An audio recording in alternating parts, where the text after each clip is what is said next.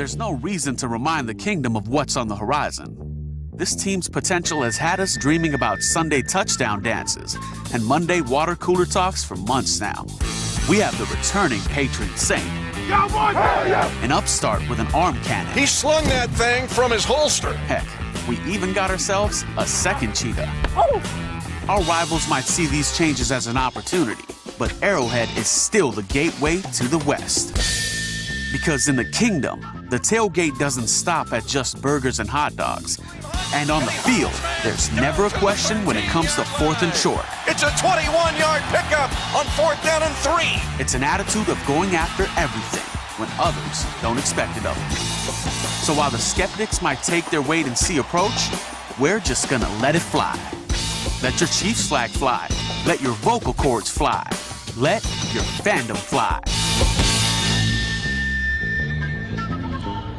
The 47th season at Arrowhead Stadium begins with a new leader of the Chiefs, Patrick Mahomes.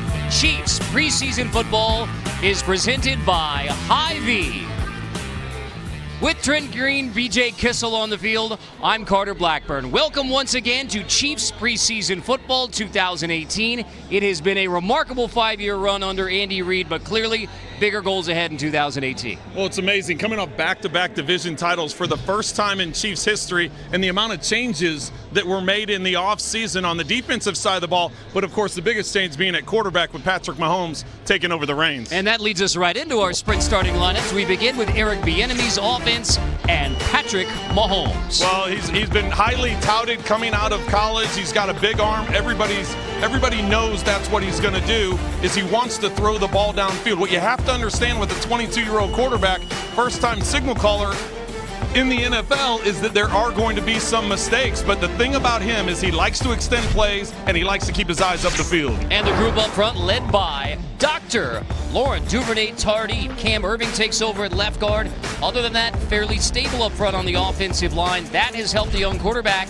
Sammy Watkins, the explosive big play receiver, hopes to help this Chiefs offense as well, along with a historic trio of playmakers for the Chiefs. Historic is right. Only the 5th time in NFL history that you've had a tight end, a running back, and a wide receiver over 1,000 yards. Kareem Hunt, the rookie sensation, led the NFL in rushing. Of course, Tyreek Hill, the fastest player in the NFL, over 1,000 yards receiving, and Travis Kelce continues to be a weapon in the middle of the field, especially with yards after catch. And meanwhile, for the defense, Bob Sutton, year 5 as defensive coordinator, a clear emphasis in the offseason and now in the preseason, improving the run defense. That begins up front with Xavier Williams, the Missouri native, now in the middle with Allen Bailey and Chris Jones coming back at defensive end. In the linebacking core, inside linebackers, Anthony Hitchens, one of the main acquisitions. We don't expect to see Hitchens or Reggie Ragland tonight. Dee Ford on the outside, and Justin Houston trying to return to that 2014 form. Well, Carter, you hit it on the head when you said the defense needs to stop the run game, but it's the pass rush that needs to get going. Justin Houston, 2014, 22 sacks. Hasn't been healthy the last couple of seasons. Last year, he did have 10.5 sacks if you count that playoff game, so look for him to get after the quarterback. On the back end, Steven Nelson, 3rd year starting at corner. Don't expect to see Eric Berry or Daniel Sorensen tonight. Kendall Fuller, one of the other major acquisitions. As Taylor Swift says, let the games begin. Are you ready for it?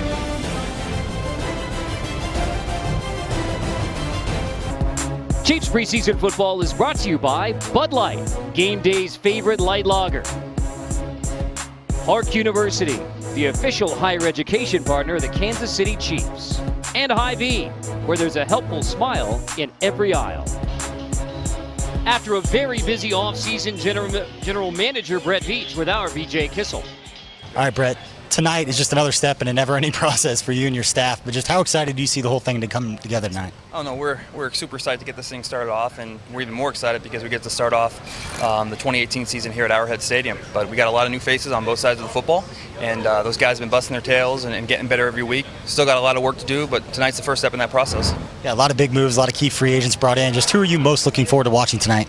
Really all across the board, we're just looking for these guys to continue to get better, for continual improvement, and more importantly, you can't get better unless you're healthy. So I think every personnel department across the NFL is just looking for guys to put in some good work and to leave healthy. And on top of that, BJ, as you know, preseason week 1 and week 4, the young guys get a lot of work, and we've had some guys kind of stand out and make plays out in St. Joe, so we're hoping that they can continue that here at home. Thanks, Brett. The Chiefs are ready on the field. The Kingdom is ready here at Arrowhead Stadium. 85 degrees, 30% the chance of rain, but our resident meteorologist Trent Green has been keeping an eye on it and says we should be clear for kickoff. And we kick off the preseason with one of the rule changes. You cannot line up more than 1 yard from the line of scrimmage, so no more running start on the kickoff. Look how everybody's in almost like a track stance there, getting lined up, because there's no more run up for those guys. Even though it used to just be 5 yards, you've got to take off from a standstill. 2018 is underway for the Kansas City Chiefs. The Texans will take it at the 17-yard line as the kickoff return unit pins them back. Here's What to Watch, presented by the University of Kansas Health System, the official healthcare provider of the Kansas City Chiefs. Well, when the Chiefs have the ball, Patrick Mahomes' mobility, likes to get outside the pocket, keep those eyes up the field. On defense, it's a new look. A lot of players are gone from last year's unit. A lot of changes on that side. Of course, the implementation of the new rules. We just saw some of them there on the opening kickoff for the Chiefs. And now for Andy Reid. 8 wins from passing Dan Reeves for 8th on the NFL's all-time wins list. Among active head coaches, only Bill Belichick has more. It is Deshaun Watson at quarterback for Houston, and a handoff on first down. And a solid second push. Xavier Williams in there on the initial push, and Steven Nelson finishes it off for Bob Sutton. 5 years under Bob Sutton, first in the AFC, third in the NFL in takeaways, and that's a number that has been a bright spot, clearly. Run defense and the pass rush, as you pointed out, one of the things that needs to improve in 2018. Well, and that's one of the things that Bob Sutton has traditionally hung his hat on, is getting turnovers, being one of the leading teams in the NFL with the takeaways, and then, of course, with their red zone defense. What they need to sharpen up, as we've mentioned, is that run defense. That's why so many changes were made. And sure enough, a shift to the outside of the first down across the 40-yard line. Eric Murray gets the tackle after a gain of 19. Once again, the Texans here taking off to the left. There's an opportunity for a tackle there by D Ford. He's able to get one hand on it, but not wrap him up, and that allows Allen to get to the outside, get up the sideline for the first down. Lamar Miller picks up the first down.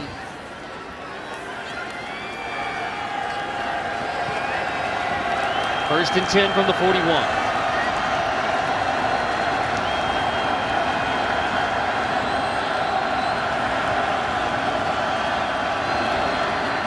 Throwing on first down, complete to the outside, but immediately Kendall Fuller, acquired from Washington in the Alex Smith trade, the third-year pro from Virginia Tech. Nice open field tackle. Well, we had the opportunity to talk to him this week. He sees in off coverage, giving leverage, but the way he closes on the ball, he collapses there. Once the receiver catches the ball, Fuller doesn't allow him to turn upfield and make a move. He's on top of him right away, making a sure tackle for just a 4-yard gain. Smooth is the word that keeps coming up with Kendall Fuller all around in his game.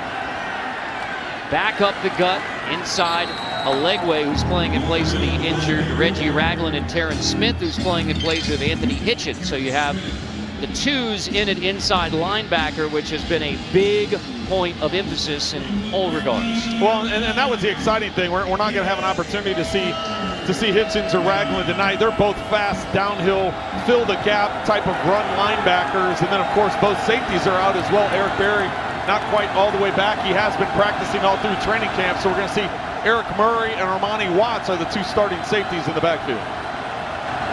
Third and short. Watson, handoff again, close, second effort, and this will be close. For now, it appears the Chiefs have stopped Houston on third and short. Xavier Williams at the point of attack. Great penetration getting up the field. Looks like Chris Jones there getting to the backfield, not able to get a hand on him, but of course changes the landmark of causes the running back to bounce just a little bit, and that allows the other defenders the swarm tackle. Fourth down, and the Texans will punt it away. It is Tremont Smith who has turned a lot of heads with his speed. Fair catch, makes the grab at the 12. So, the Kansas City Chiefs offense led by Patrick Mahomes on the field at Arrowhead. Next. Chiefs Kingdom here at Arrowhead with a hearty round of applause for Patrick Mahomes, who takes over the reins as the starting quarterback in 2018. First drafted in the first round since '87. A solid year under Alex Smith last year. Now it is his offense, and the Kansas City Chiefs are his team. Well, and I think the exciting thing tonight is I think we'll see him most of the first quarter. I know traditionally you don't start, your starting quarterback, you maybe play a series in this first game, but Mahomes being a young guy, I think he gets a lot of snaps. So we'll see what new offensive coordinator Eric Bieniemy dials up. Play action over the middle, complete, right into the sure hands of Travis Kelce. Across the 25, loose football, Kelce was down.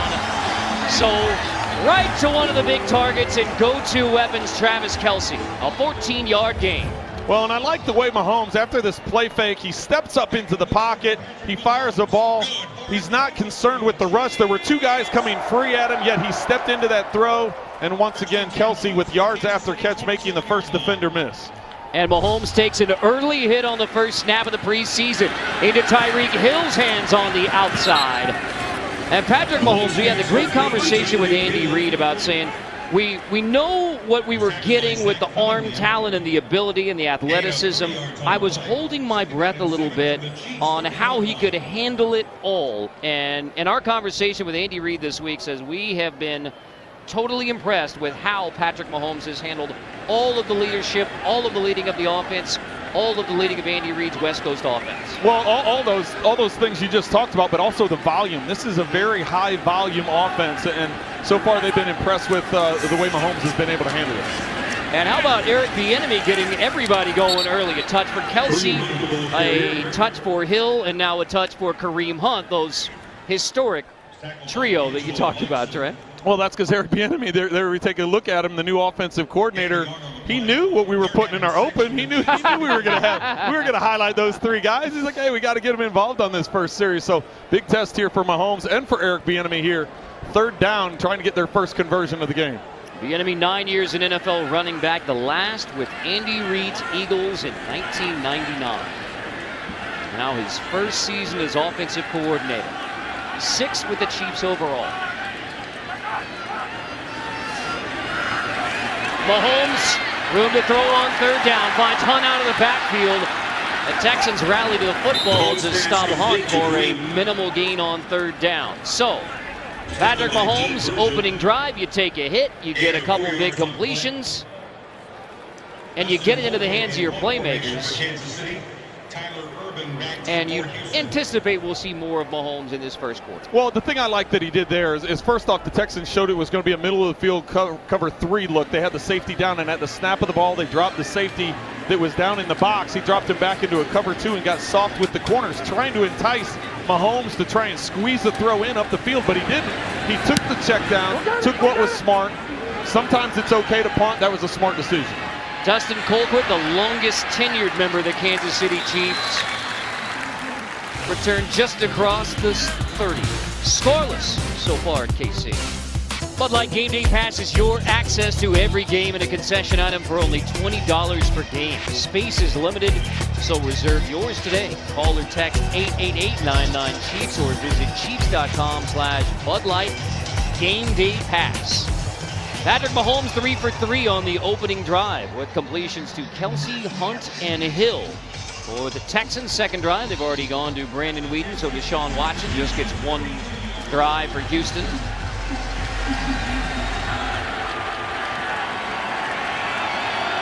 Chiefs gave up 29 rushing yards to Lamar Miller on that opening drive.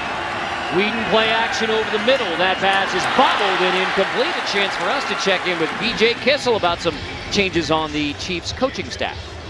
Yeah, Carter, last year, both the inside and outside linebackers worked together under one coach, but this year, the two groups each have their own coach. Mark DeLeon took over the inside guys, and Mike Smith, who was working with the D-line, is now with the outside backers. It means more focused attention and position-specific drills every day at practice. The players tell me they love all the added attention and reps specific to their position.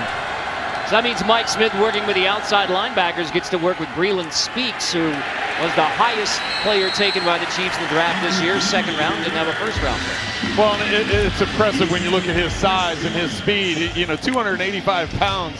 He's a force on the outside. We talked about the inside linebackers. We talked about Xavier Williams, and you know, Speaks is another part of that. They wanted to get some size up front to try and stop the run game and create some lanes. You know, all of a sudden put you in obvious passing situations like Texans are in right now at 3rd and long.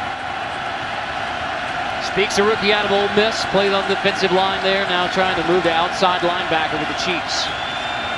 Heavy pressure on 3rd and 8. Whedon steps up, delivers, incomplete. There is a flag down. David Amerson, the former Raider, in coverage on the outside.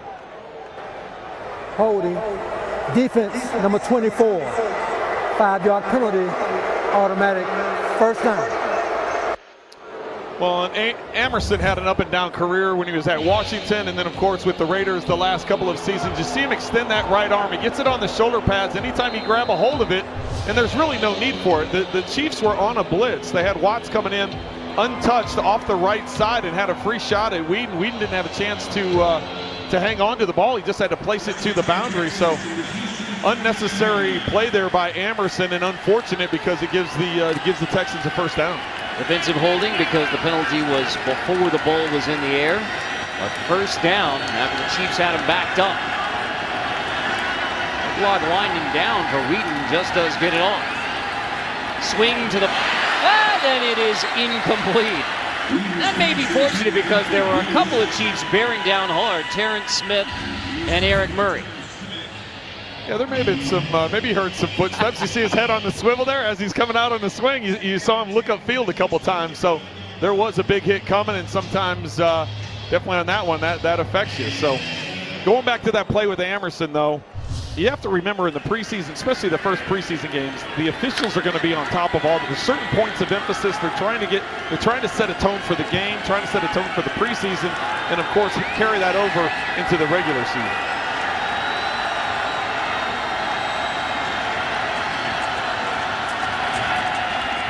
Second and 10. Whedon hit as he throws downfield, and it batted away, incomplete. Here comes another flag, and it's in front of David Amerson again. He took one play off, back out there for second down, and another flag thrown in his vicinity. Well, and this is just a smart play by Whedon. The Chiefs have 10 defenders at the line of scrimmage, only one deep middle safety. Defense number 24, spotted the foul, automatic first down. Whedon knew, see all 10 guys at the line of scrimmage and only one safety back in the middle of the field. So you take your best one-on-one matchup. If you're a quarterback, you take your best one-on-one matchup. Of course, there is no separation there. Amerson is in great coverage, stride for stride with the receiver. But what the quarterbacks are doing now, they're taught to throw that to the back shoulder. Receivers come back to it. DBs have nothing they can do except put their arm out and try and come back. They get them on that call every time. So that's widely used around the league, and Amerson got called on that. Turns into a 27-yard penalty, but then a tackle for loss behind the line of scrimmage with Alan Bailey leading the way along with Breland Speaks and Chris Jones. Well, you have to be happy with the Chiefs' defense so far. Other than the 2 big penalties on Amerson, they've kept the Texans in check. It's just trying to find those right combinations of players, and Amerson's going to be one of those guys as they try and fill in who are going to be the corners, who's going to be the 2 starting corners. Of course, it looks like he's going to be one of them, but who are going to be the other guys? Nelson, is he going to be the carryover guy? Who's going to be your 3rd guy that's going to come in and spot you? So that's going to be a battle that goes on throughout the entire training camp as your 3rd, 4th, 5th corner. Second down, fling to the outside. Murray gets the tackle short of the first down. Got 3rd down coming again on the outside. And talking about the DBs, I mean, you have Nelson and Fuller. I mean, Fuller was more of a slot position player with Washington, but the Chiefs are going to need him to play both roles. Part of that puzzle piece. Tremont Smith, the rookie, has been impressive with his speed. Well, when we talked to Fuller, I asked about that. I said, where are you more comfortable? You know, you were highly rated in the slot, but are you comfortable outside or inside? I said, training camp, you look good in both spots. He said, you know, I've never looked at it whether it's a slot or an outside. I look at it as playing defensive back and covering a guy no matter where he is lined up on the field, and he's been effective so far in camp and so far tonight. On third down, Chiefs go coverage this time to the outside. Nelson slipped for a moment, allowing Whedon to complete outside and allowing the Texans to pick up a first down. So Nelson, the third-year starter, fourth-year pro out of Oregon State, has slipped a bit, allowing for the first down completion. So a drive that was stopped, and on third down, the defensive holding call on Emerson and the 27-yard penalty has allowed the Texans to take it inside the Chiefs' 25. Seventh play of the drive. Up the middle, broken tackle. Mike Purcell getting some reps at nose tackle as well. And talked about Xavier Williams in the middle, but the nose tackle and the guys in the middle of the defense, there are a lot of bodies kind of reflecting maybe Brett Veach and Andy Reid's and Bob Sutton's emphasis on, all right, we're going to bring in a bunch of guys and see who's going to stick and see who's going to make plays during this preseason. Well, they did. They had trouble stopping the run last year, and they had trouble getting pressure on the quarterback. And so you put a big emphasis on defense. A lot of changes were made, and look for that to continue to evolve throughout the preseason. Let's check in with BJ. Yeah, you got to believe that Xavier Williams is fired up. We've seen him get in the backfield a couple of plays, and he's from right down the street. He's from Kansas City, Missouri, went to Grandview High School, spoke all offseason about what it means to go and play for his childhood team, and he's getting his first opportunity tonight and making it worth it. The boyhood home of Harry S. Truman, Grandview. Oh, good little nuggets. Just getting started, man. It's first quarter, game one. Third down again. First red zone trip. Whedon to the outside. This time closing quickly. Nelson. But another first down will move the chains inside the 15 now. Well, we touched about it or talked about it about Bob Sutton earlier. He's had a bend but don't break defense. They've been very good traditionally since Bob's been here in the red zone, keeping teams out of the end zone, either getting turnovers. 2 years ago, they led the NFL in red zone takeaways. They're very effective at holding teams to field goals. Let's see if this defense can do this to start this game off. Ninth play of the drive for the Texans.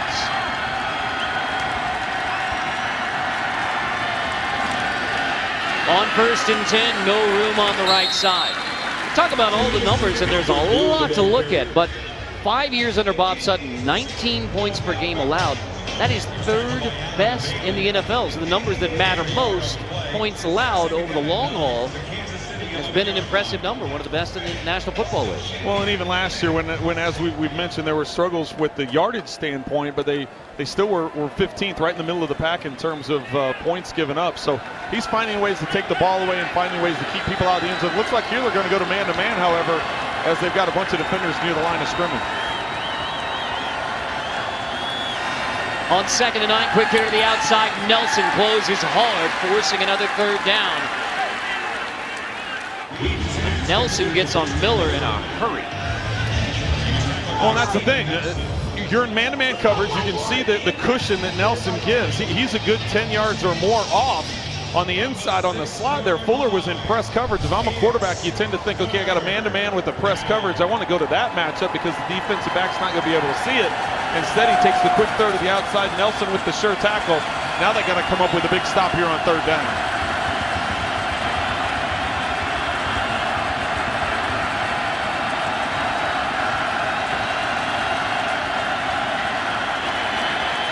Whedon on 3rd and 4, delivers to the end zone. It is caught for a Houston Texan touchdown. So on the 11th play of the drive, the Houston Texans are into the end zone. Jordan Atkins has the TD grab.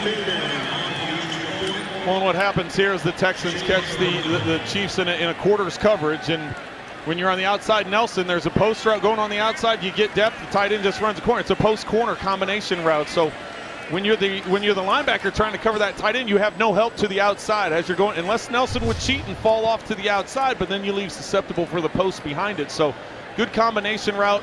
Not enough pressure on Whedon to get it out of his hands, and unfortunately for the Chiefs to give up a touchdown. So with the help of two major penalties on the Chiefs secondary, corner David Emerson. Houston able to put together an 11-play touchdown drive.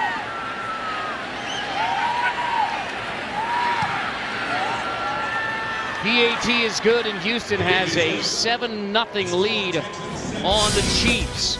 Texans strike first. Mahomes and company back on the field.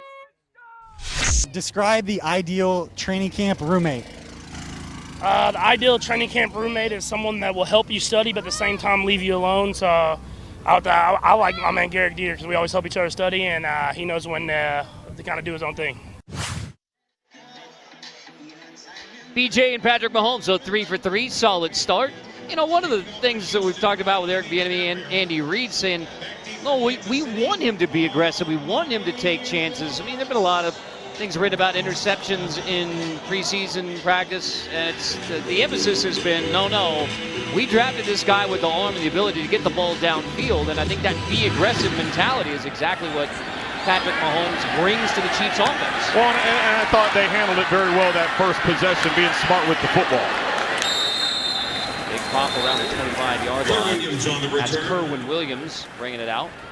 But going back to to Mahomes, it's, you know, you want big plays, but you don't want to force big plays. When the Texans go to cover 2, you don't throw that up there into double coverage and try and make something happen that's not there. If you all of a sudden get isolated one-on-one and you got Tyreek Hill, you got Sammy Watkins, you got Travis Kelce, then you take that shot upfield. So I thought he managed it well. As much as he wanted to chuck it down the field, he managed things well that first drive. The phrase Andy Reid uses is you have to have fighter pilot eyes, small windows, and rip it in a hurry.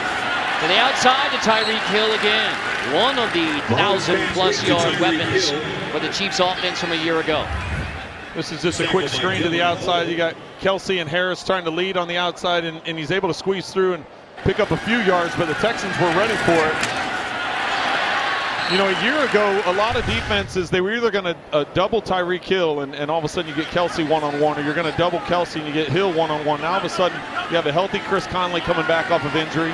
You bring in Sammy Watkins. Now all of a sudden, which guy are you going to double? Well, if you decide to double everybody or go to a 2-deep, 4-shell type of coverage, then you got the running game underneath. Kelce over the middle, slipping away, and has enough for a first down. More yards after contact for Travis Kelce. He has more yak, as they say, than Gronk. Well, and it's just the advantage when you're a young quarterback, you surround them with the amount of talent that Patrick Mahomes has been surrounded with, and you add a veteran offensive line that has been together for a while. Besides Cam Urban, who's the first-time starter, or at least first-time starter for the Chiefs. So you put that type of talent around. Now you're like, Patrick, let's just manage that thing. And when the shot's there, go ahead and take it. And I think that's going to be the challenge with Eric Bieniemy as the offensive coordinator, as well as finding that nice, smooth rhythm. Play fake, Mahomes climbs the pocket but can't escape the pressure. He's dropped near the 25. So Mahomes takes the sack as the pressure comes in. Angelo Blackson gets the sack for the Texans. Well, he wanted to get Watson. Watson is coming from the left. You see Kelce on the out route. And when Holmes steps up, he thinks when they jump Kelce going on that corner route, he thinks he's going to, now watch Watson on the outside. Kelce will come up, he'll run the flat route, which he has that route if he wants to take it. But as soon as he sees that safety jump Kelce, he's thinking home run. I've got Watkins running down the middle of the field by myself. I want to take a shot. But by the time that happens, the pocket collapses. You can't step into it. Smart decision not to just throw it up for grabs. Living to fight another down. And on second down, overshoots Travis Kelce. Had him wide open, but Mahomes takes another pop. Was covered by Kareem Jackson. This is kind of one of those weird numbers that Kelce and Hill, the first duo to go over 1,000 receiving yards for Andy Reid, a guy who's had explosive offenses throughout his NFL career. But 2017, Hill and Kelce, the first to go over 1,000 receiving. And then you add in the NFL's leading rusher in the backfield with Kareem Hunt. Well, this is third and a long way to go, and you just don't want to try and force things. If you have something, take it, but... Mahomes scrambling, lost it, lost the football. It is incomplete. Yep. Yeah, they were trying to set up a screen, and the Texans were ready for it. They knew third and extremely long that look for draw, look for screen, and they were dialed in on that.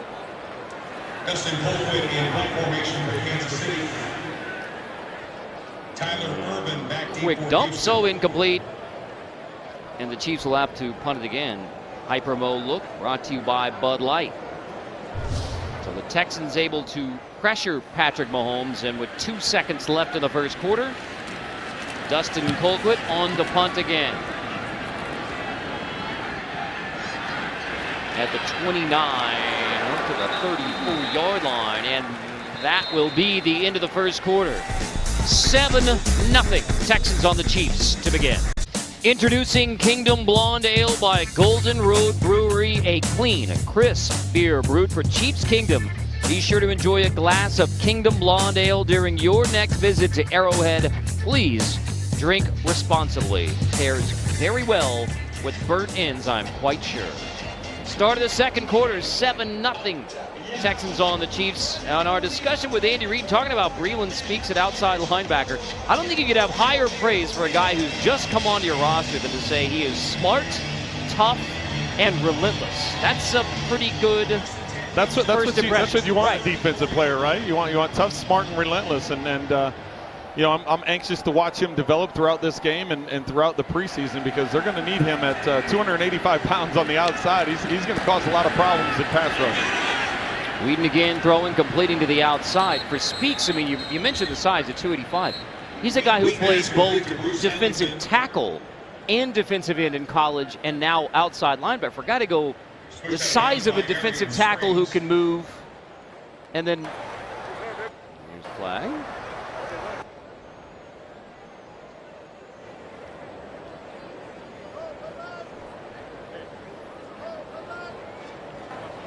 Illegal formation, offense. The wide receiver was on the line of scrimmage covering the tight end. 5-yard penalty, replay, first down. And with the beginning of Chiefs preseason football, we welcome Clark Hunt once again. It's a pleasure for us to be here. I know it's a pleasure for you to be here in 2018 as well. Yeah, it sure is. We're all very excited to get the 2018 season underway. First preseason game tonight, and we've got a very good Texans team here to play us. Well, Andy Reid in the 5 years, it has been a literally record-setting 5 years for the Chiefs under Andy Reid, and yet we know that there are bigger goals ahead for everyone involved in this process. Now in year 6, as a run goes across the 40-yard line for Houston, but year 6, and you look at the biggest goals out there in the NFL, which is where you always start this time of year, and obviously for Andy Reid chasing the Super Bowl championship. Yeah, that's exactly right. When we brought Andy Reid to Kansas City 5.5 years ago, the goal was definitely to get back to the Super Bowl and win it. First, get that trophy with my dad's name on it, and then bring another Lombardi trophy home to Kansas City. Andy certainly has not disappointed, and as we turn to year 6, I know he's very excited about the team he has this year. Well, you start talking about developing teams and putting personnel together, and GM Brett Veach, really it's his second year, but it's his first full year having an offseason of running the show. Talk about how he's put together this roster and the job that he's done. Yeah, well, going back to last summer when he joined us, you know, what would be late in the year for a general manager to take charge of a team, I thought he did a very nice job with the limited opportunities he had to make the team better last year. Fast forward to this year, he's had the draft, he's had free agency, and he's done a fantastic job building the 2018 team. When you think about the number of trades that he made, the free agent acquisitions he's made, and of course the draft, who we've seen some of those guys here already tonight.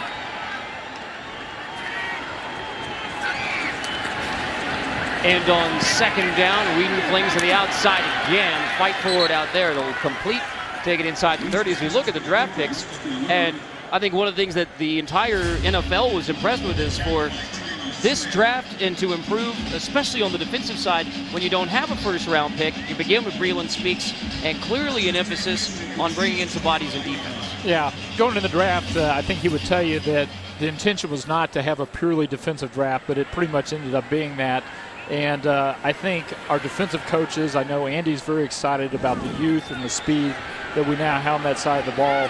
You know, big turnover in terms of some guys who've been here for a number of years moving on, and now we've got some young guys who are going to move into those positions. Well, and I think those are the conversations that I had with Brett as well. He said, listen, we didn't go in there thinking we're going to do all defense. It's just when our turn came up, we had the ability to go out and get some guys we thought could really help the defense. That also says a lot about the offense, that you think you're pretty solid and pretty deep with the talent you have on that side of the football. So those are all things that were very important when that process came together with the draft. Yeah, well, going back to last year, we were pretty efficient on the offensive side of the ball. We ran the ball well. We obviously passed the ball well. We have the big change this year, of course, at the quarterback position.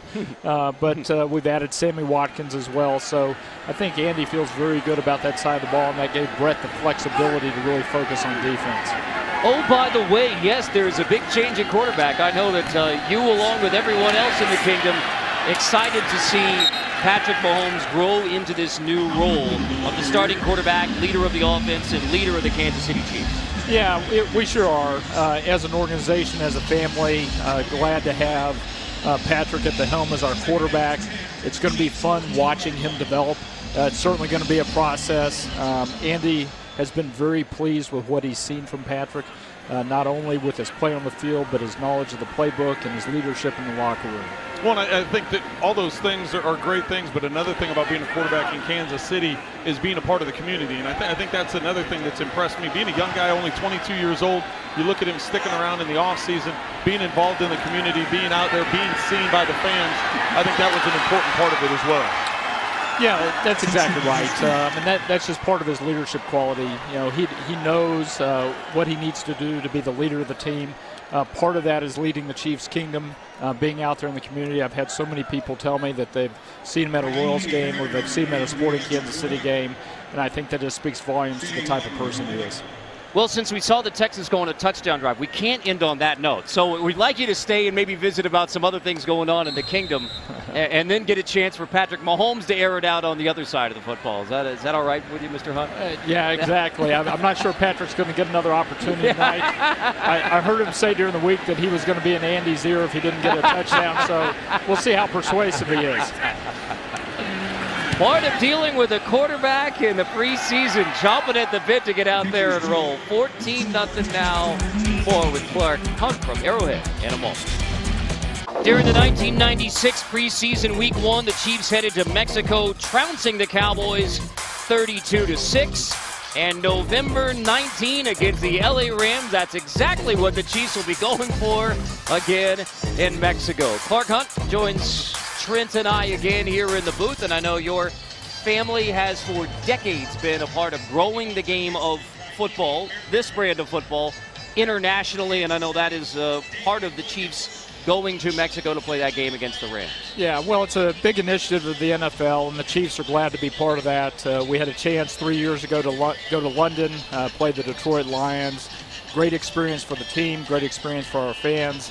And this year we have the opportunity to go to Mexico City to play the Los Angeles Rams. And it was something that I've been hoping for, been nudging the league, pushing them, making sure they knew we wanted another opportunity to go overseas, and so we're delighted to be in the Mexico City game this year. Fantastic. As we're going to take a first look at Chad Henne, who's coming in at quarterback, let's talk about some of the events that are at Arrowhead. They've done a great job when you think about the concerts that have been here. U2 a year ago, you have Taylor Swift coming up before the start of the regular season, just the events here at Arrowhead. Yeah, that's been a real focus of the organization, something our president, Mark Donovan, has really spearheaded. We had Kenny Chesney here earlier. And that's something that we're really focused on, is bringing great entertainment to Arrowhead, not just Chiefs football, but also concerts and other events. The big one in the Green household, I know, is Taylor Swift, which would be, I believe, the third Taylor Swift mentioned, but I know that no one around your household misses the Taylor Swift show. No, that's with a 12-year-old daughter. The Taylor Swift concert is very high on her list. So yes, we've been to several of those concerts. Even one of them when she was little, I had her on my shoulders, and yes, so that's a wonderful Arrowhead. Yes, we're listening to Taylor right now as well, so I know this is a big endorsement of Mark's efforts to bring in those concerts as well. The Stones and U2 slipping to the outside, and of course the Chiefs charity game, I know, is something you've been involved with, Trent, and a big part of the success for the Hunt family, the Kansas City Chiefs in this kingdom. Yeah, it's really one of the longest running charity games in the National Football League. This is the 34th year that we've had a charity game. Over that period, we've been able to raise $12.5 million for charities throughout the Kansas City area. This year's beneficiary is Cornerstones of Care, who takes care of families and kids who are in the foster care system. 3rd and 2 here for Chad Henne and the Chiefs offense. Zips it complete across the 30-yard line for a first down. Now, well, Chad Henne did his part. He got us a first down. Right. So we get to keep Clark here to talk some more. We talked about different events, and we talked about things at Arrowhead. Talk about the World Cup. That's one of the exciting things. I know, obviously, you played soccer in college, and you're a big soccer fan, and you've been involved with MLS, but talk to trying to get the World Cup here to Arrowhead Stadium. Yeah, well, our family had a chance to go to the World Cup this year in Russia. I've been to 11 of the last 12 World Cups. The U.S. was fortunate enough in '94 to host the World Cup, and the great news is it's coming back to the U.S. in 2026 in a joint effort with Mexico and Canada. And Kansas City has a real chance to be one of the host cities. It's something we're very excited about. We're on the final list, and we'll be evaluated by FIFA in the coming months, and hopefully we get picked this go-round. We didn't get picked in '94, but I think we've got a good chance this time. Now, is that something where FIFA will come into Kansas City and they'll tour the facility, they go around, and that's how they kind of narrow down where it is they want to go? Yeah, each city has submitted a bid, and part of the evaluation process is FIFA will come in and check out the facilities, the hotels, and the other infrastructure that you need to host a World Cup. So it's a real chance for Kansas City to be on the world stage, and something we're very focused on as a family. for your family and your father being a huge supporter of the game we call soccer, football, how cool would that be to bring the World Cup to Arrowhead Stadium and for that to be a moment for your family? Yeah, well, as excited as we were as a family for the '94 World Cup to come to the U.S., we were equally disappointed that there weren't any games at Arrowhead. Hopefully this go-around, FIFA will get it right. I know it would make my dad smile. That's wonderful. Well, hopefully FIFA is tuning in to Kansas City Chiefs preseason football and hears that exact message, because I think that would be terrific for all of those who rooted on your family's success and Kansas City sports success for so many years. Well, and it's nice to see the Chiefs get a drive here. They were pinned down in near their own 10-yard line, and now a couple of first downs, have it out near midfield. Chad Henne has it going, get some third down conversions to keep the ball moving. Chad Henne with the wheels picking up a first down. So, well, we'll see if Chad Henne's going to take a bomb here, but. And here it is, Henne to the outside. It's tipped, and it is picked. Well, unfortunately, on that note, we have to say goodbye, Mr. Hunt. Clark Hunt, thank you so much. Absolutely. Pleasure. Yeah, great being on with you guys. Thank you, Clark. Yeah, thank you. Appreciate it. Always enjoy the visit. The Helmet Walk is a Chiefs training camp tradition where young fans get the opportunity to carry the helmet of their favorite Chiefs players up the hill after practice.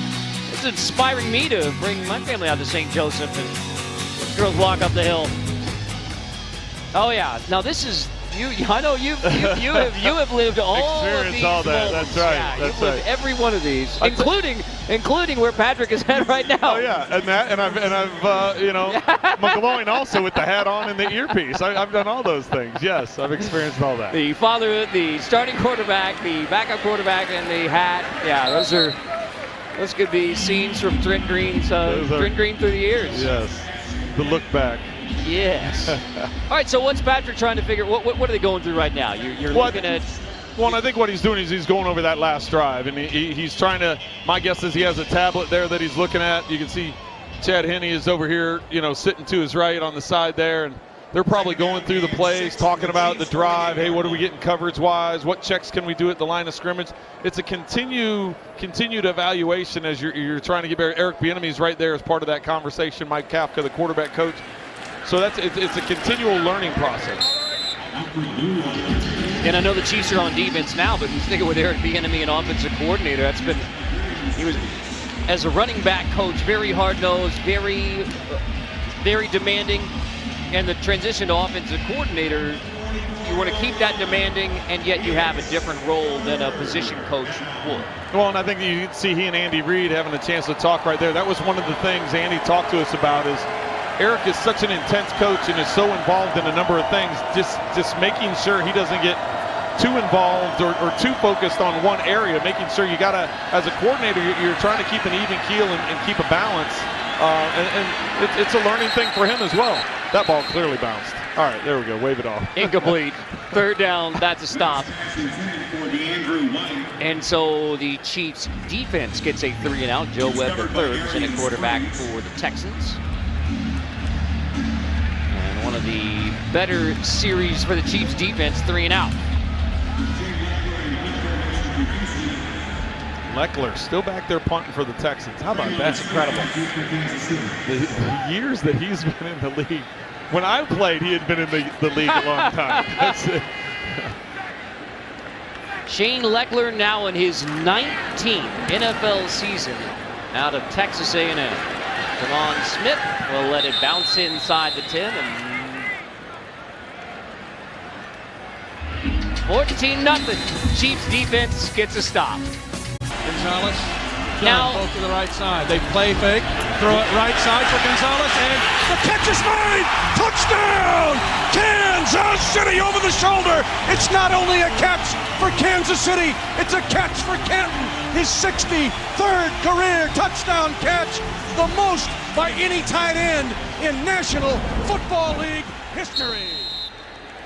Well, Mitch said it best. I mean, that is a catch for Canton, and on December 13th, Tony Gonzalez's name will join those legends here at Arrowhead Stadium. I mean, the inevitable that the Hall of Famer, Tony Gonzalez. 6 years with Tony?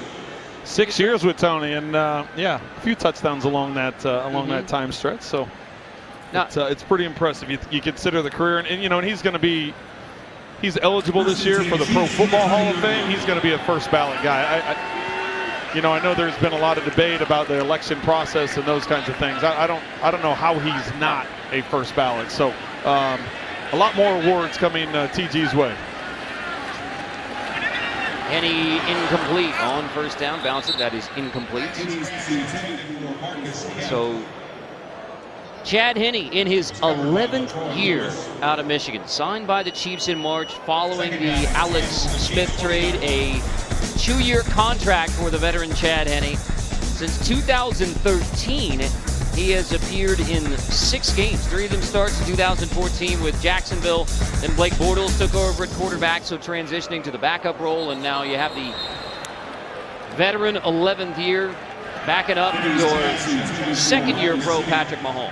Well, Chad Henne's a guy that's been through just about everything. You mentioned the opportunities he's had. Look at that, nearly 13,000 yards passing, nearly 60 touchdown passes, almost a 60% complete guy. So he's a veteran guy that has been in different systems. He can come in here and be a good presence for Patrick Mahomes, be a guy on the sideline that he can lean on, that's going to be able to look at coverage, is going to be able to look at adjustments that defenses are making, and going to be able to help Patrick Mahomes in that way. And then there's, of course, the classroom part of it.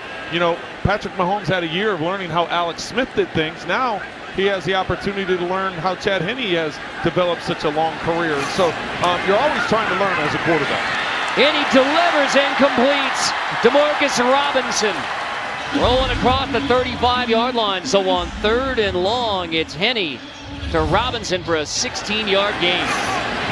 Chad Henne standing in the pocket. Great protection by that offensive line, giving him room to step into the throw. Let the play develop. DeMarcus Robinson just gets past the sticks. The ball's right on his neckline. He's able to catch it, turn to the inside, and get the first down. Last game for DeMarcus Robinson, the touchdown grab versus Tennessee in the first half. A lone touchdown of his career thus far. And he winds up, delivers, it's tipped and incomplete. That was intended for Tim Wright, one of the tight ends who's competing for the 3rd tight end spot that Andy Reid said right now is up for grabs. Well, and it's going to be wide open, and that's a ball that Tim Wright's got to be able to catch. You know, when you consider the competition that's going on there, so Demetrius Harris and Travis Kelce, you would think those two are set at the position. Who's going to be the 3rd guy? So Tim Wright is one of those guys that's going to have an opportunity. He's been on a number of teams through his 5-year career. This is his first chance. 6'4", 245 pounds. That's a ball that you'd like to come up with, but he's also in the mix with Alex Ellis and, of course, Chase Amaro, who they brought in, who probably has the most experience, and you would think would be that 3rd guy. But Coach Reid was telling us, listen, this is wide open between these 3 guys. Here's Demetrius Harris, so one of the tight ends who has that position locked down. Harris Nice grab and run after the catch to pick up a first down. You know, and he's spent the last several years here in Kansas City trying to transition into being a tight end in the National Football League. He's worked very hard at his size, at his hands, catching the football, getting better at blocking. You can see there a 6'7" frame gives him the ability, a lot of matchup problems with the defense. If all of a sudden you get Kelsey on one side and then you get him matched up against a much smaller defender, you can take advantage of it. To near the 50 short gain after Henny hands off to Damian Williams. And that running back position is also very crowded. Damian Williams, 50-year pro out of Oklahoma State, 4 years with the Dolphins. So shoulder injury last year kind of cost him the end of 2017, but he is very much in the mix at running back for the Chiefs in 2018. Yeah, that's going to be, we talk about third tight end, and we touched on there's a number of running backs that are competing for that second, third, fourth spot. How are you going to put together your roster? Obviously, special teams comes in and is a big part of it, but when you're that third tight end, when you're that third running back, how involved are you in teams? And then when you get that opportunity to make an impact, you've got to be able to make it. Well, here's how you stay in the National Football League as a quarterback now into your 11th year for Chad Henne. On third down, he is 3 for 3. So when it matters, get to the line, get the play in, get everybody their touches, and then third down. So 5 for 10 overall, but 3 for 3 on third down for Henne. No pressure for Henne here on third down since you just set him up with that one. We'll see if he can remain perfect. 3rd and 6. Henne over the middle. That is complete. Stretching, diving, close. First down. Garrett Dieter makes the grab. Henne goes 4 for 4 on third down, and Dieter with the extra stretch. Well, Patrick Mahomes, talking to BJ earlier, brought up Garrett Dieter and said, you know, how he's helped him and the way they talk about the playbook and, you know, that walk up the hill. So Dieter able to stretch and get the first down. A Garrig stretch. Your trip to Arrowhead this season, get the best Chiefs tickets at Ticketmaster.com. Every ticket is 100% guaranteed to get you in. Ticketmaster, the official marketplace of the NFL and the Kansas City Chiefs. Back at Arrowhead Stadium. 47th season here at Arrowhead Stadium. Amazingly, as everyone talks about how great the Chiefs have been at home at Arrowhead, Chiefs have actually won 60% of their road games under Andy Reid. First 3 of 4 are on the road this year. This appears to be a neutral zone infraction. Defense, number 67. 5-yard penalty. Still first down. Right out of the 2-minute warning, get a 1st and 5. That's a good way to start it on first down. Right now, the Texans coaches aren't real happy with that. But, no. So they'll make a personnel substitution. And he honors center. Anthony Sherman at fullback.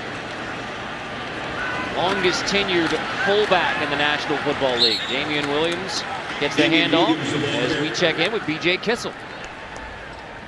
Tackled by Keenan Gilchrist. DJ, Damian Williams had that last carry for the Chiefs. We'll check in with BJ in a moment.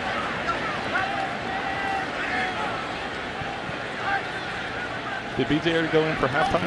Was that the 2-minute warning? Did he go up the tunnel? That was a 2-minute warning, BJ, not halftime. Oh, no. Well, you know, we are experiencing technical difficulties. It's the preseason game number 1 for everybody. Right, BJ? That's right. That's right, Carter.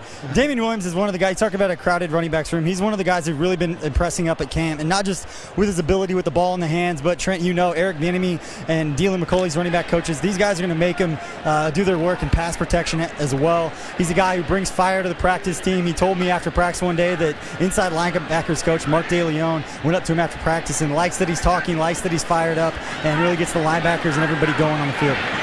And right back into the hands of Damian Williams, and fired up to make the grab out of the backfield and move the Chiefs into 3rd down and short. Well, and I know with Damian Williams, Eric Bieniemy likes the pass protections, but he can catch the ball out of the backfield as well as we come back to Arrowhead. Welcome inside the 65 Toss Power Trap Studios. At halftime, we hear from a guy who generally has no problem making himself heard. That's fiery Chiefs offensive coordinator Eric Bieniemy. Plus, we go under the helmet at Chiefs training camp with new defensive back Kendall Fuller. That's coming up later. For now, back out to Carter Blackburn and Trent Green at Arrowhead Stadium. Thank you very much. And we had a very nice chat with Kendall Fuller, and you can tell why the Chiefs were very eager to bring in Kendall Fuller as part of that Washington trade. Of course, he also told us a great story about being at the bowling alley, getting rolled by some of the more experienced bowlers. And then the word that there's been a trade and Alex Smith is coming. He's, no, that's not me. That's not me. I'm not the guy. Oh, wait. I'm not the player to be named. Oh, wait. Yes, I am. Third down. Here we go. Big third down.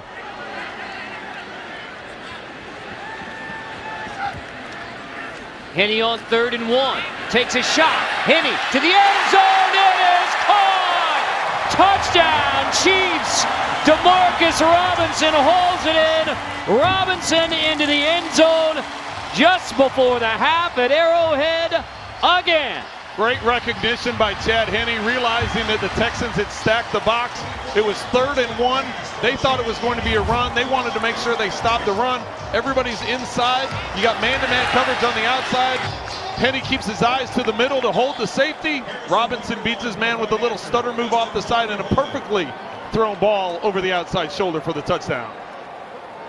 The first touchdown of 2018 for the Kansas City Chiefs.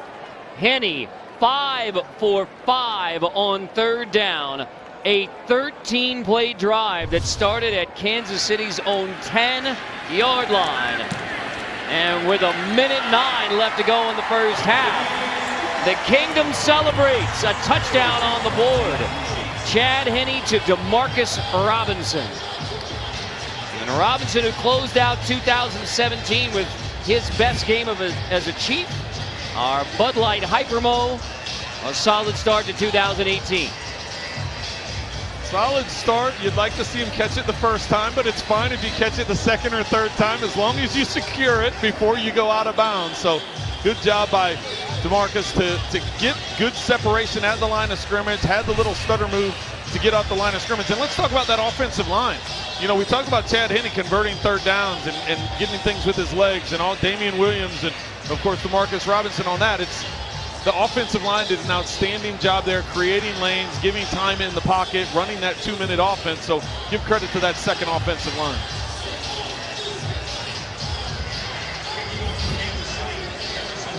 Just the outside release with a little stutter and go. Watch the pocket that's around Henne. He steps there, he looks his eyes into the middle of the field to hold the safety so he doesn't cheat over to the outside by freezing that middle safety, having time in the pocket, and making a perfect throw over the shoulder. Harrison Butker's kickoff will result in a touchback. So after a 14-0 start for the Houston Texans, Chad Henne leads the first touchdown drive of 2018. So an inauspicious start with a pick, comes back with an impressive 90-yard rather. A 90-play drive would be yeah, extremely rare. Yes.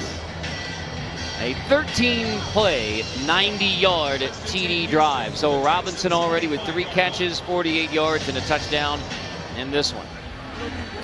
Well, and I know we've talked about Henne, 11th year in the league, and it still feels good. It still feels good to go in there. You're on a new team. You're learning a new offense. You go out there, you lead them on a touchdown drive, and you throw a perfect pass. That's a way to set a tone for yourself. Joe Webb III quarterbacking the Texans. Pressure in his face. Webb releases, knocked away on the outside.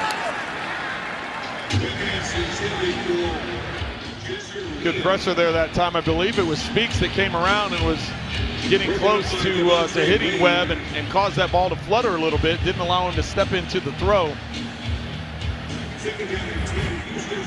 Wade in coverage for the Chiefs.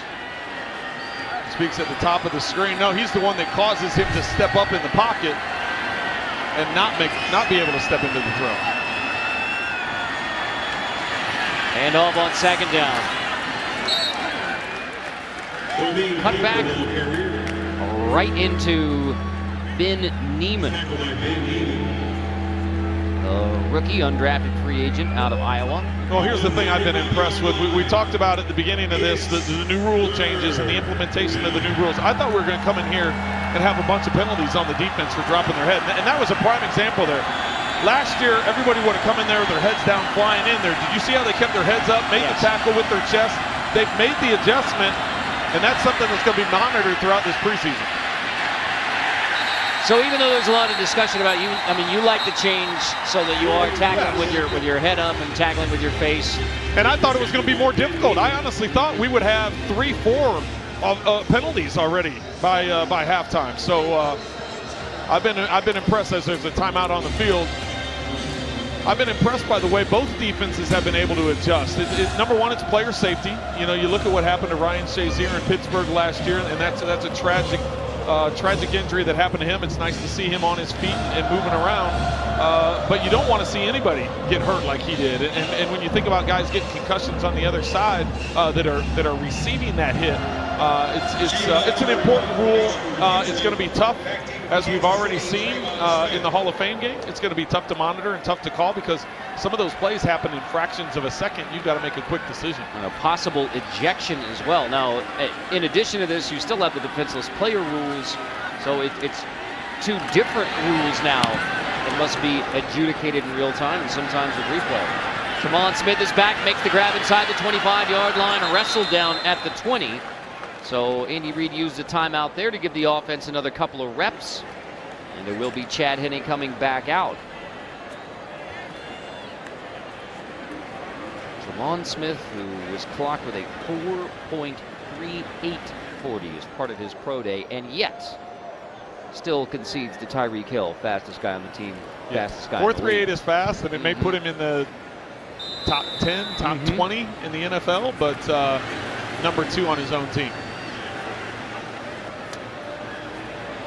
And that'll do it for the first half as Henne takes a knee. So after a 14-0 start for the Texans, Chad Henne leads the touchdown drive, completing the pass to DeMarcus Robinson. Patrick Mahomes leads the Chiefs back into the locker room. 14-7. We're just getting started in 2018 in the Kingdom. With a smile on his face. One half of football in the books. Henne to Robinson to get it started for KC in 2018.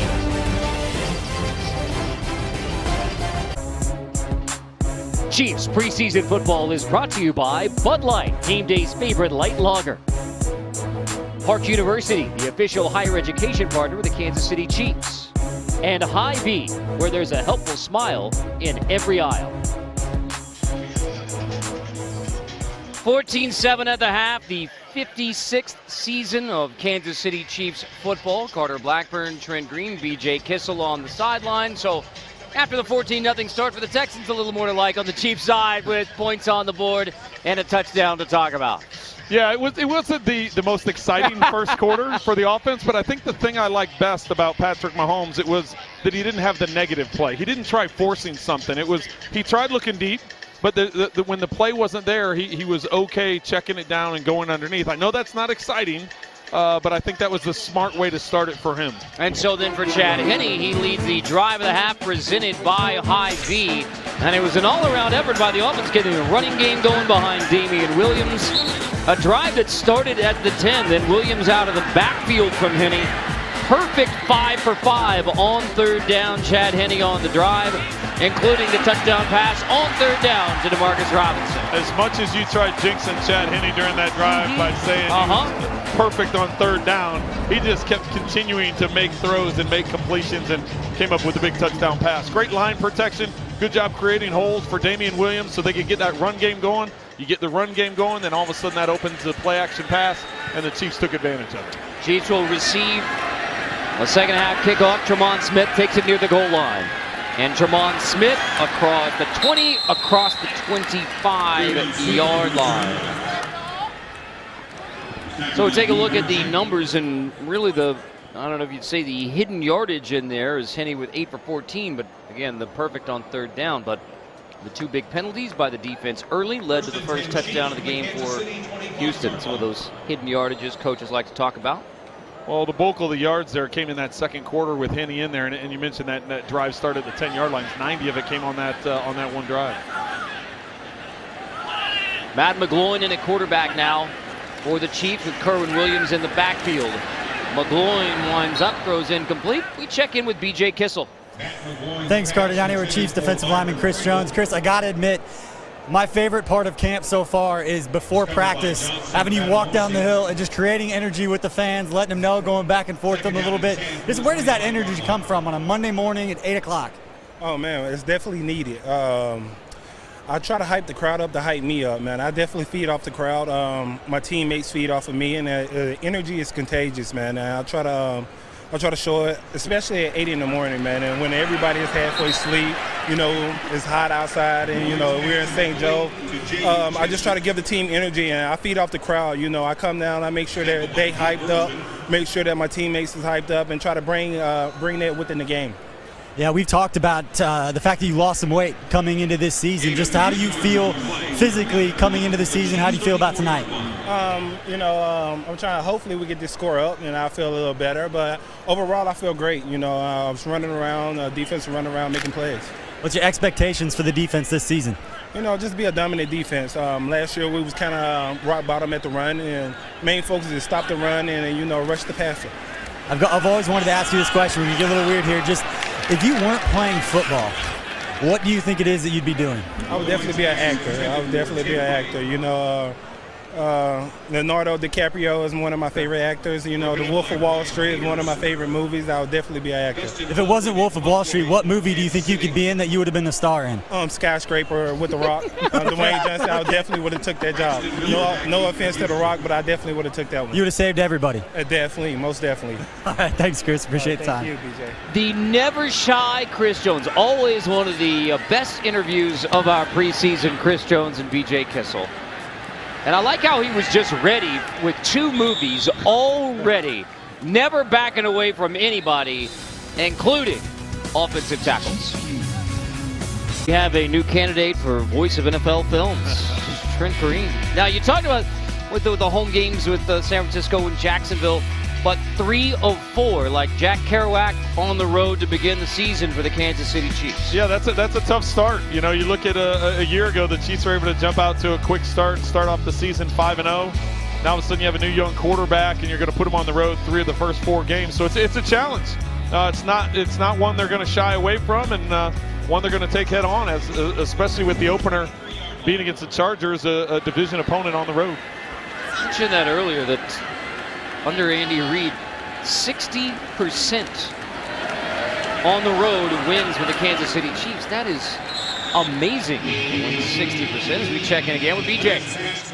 Thanks, Carter. Down here with Chiefs wide receiver Tyreek Hill. Tyreek, you got to get out of the dorms for a little bit. I know you've been up in St. Joe. Just how'd it feel to get out here in the field at Arrowhead? Oh, man, it feels amazing.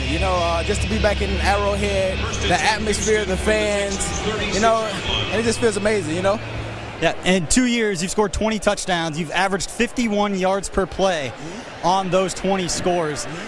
What you've done on the field is well documented, but you've also got your signature celebration. The Deuces ended up in the newest Madden game. Just how crazy is that for you to think about, that your celebration is now in the Madden video game? Well, it would be kind of nice if I could do it, but I mean, just to have my signature celebration in the game is just amazing. We grew up as kids, always wanting to be in the game, and just to have our own animation in the game is amazing. So I'm truly blessed. I'm truly thankful for EA for just noticing, noticing my signature celebration. And now, I want to go back to last week at camp, because they do the quarterback challenge every day. Right. And the quarterbacks are trying to talk you into doing it. Right. And the crowd started talking you into doing it. And you got up there. You hit the crossbar twice. Now, I want to know, are you looking for redemption from that one pass? We won't talk about it, but that one pass, are you trying to show Coach that you can throw the football a little bit again? Man, I'm always trying to show Coach I can throw the ball, man. So I am looking for another opportunity in passing the ball. And right now, my chances are looking real good since I hit the crossbar twice, so I'm excited. All right, we're breaking news here, and one thing I do want to talk to you about, and it's not even on the field. It's not all the playmaking you've done. It's something you did off the field. About a month ago, you funded 10 educational scholarships to disadvantaged and at-risk youth back in your hometown in Pearson, Georgia. Why was it important for you to do that?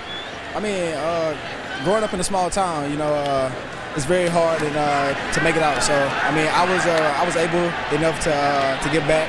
Me and my foundation and my team, and it was great, man. And I want to keep this going, and I want to make it grow each and every year. So, to all those kids and to